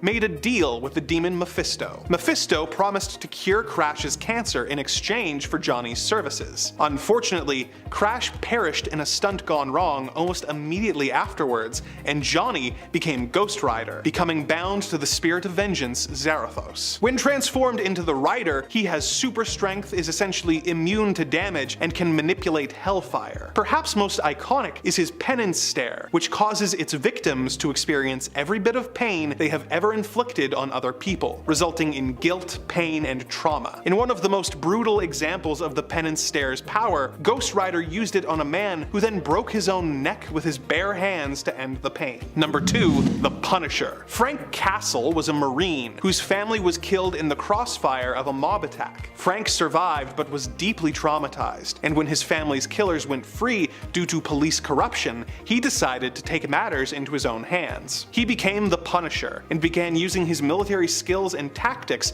to wage a brutal one-man war on crime. His extreme methods have brought him into frequent conflict with both the villains and the heroes of the Marvel Universe. Frank has no personal life to speak of, and tends to avoid friendships in general, choosing to spend all of his time plotting, hunting, or killing criminals. He is a lunatic with nothing to lose, but fortunately for the good people of the Marvel Universe, all of his insane fury is directed at the criminals of the city. Some of his more brutal kills include feeding a man to polar bears at the zoo, using his obese friend to smother the Russian, or kicking a limbless crime boss into a raging fire. Number 1. The Spectre. The spirit of vengeance in the DC universe first appeared in More Fun Comics number 52. He was originally a demon called Aztar, who was helping Lucifer try and take control of heaven. He eventually had a change of heart and surrendered to the Archangel Michael. As a means of atonement, his memory and consciousness were wiped, wiped, and he was transformed into the Spectre. He is a divinely powered being capable of almost anything he can imagine, can travel between dimensions, and can shoot energy blasts. He's immortal and capable of flight, intangibility, possession, telepathy, and telekinesis, just to name a few of his powers. In order to temper this power, he must be bonded to a human host, with this most often being Jim Corrigan. Spectre has no limit to his power, but is bound by the morality of the host, who often prevents him from unleashing the full wrath of God upon his enemies. He has killed people by aging them to death, melting them, cutting them in half with giant scissors, turning a man into a sentient and feeling mannequin who was then dumped in a fire and painfully burnt. He turned a bunch of junkies into his fingertips and then injected them with liquid fire, and in one extreme case, burnt down an entire country.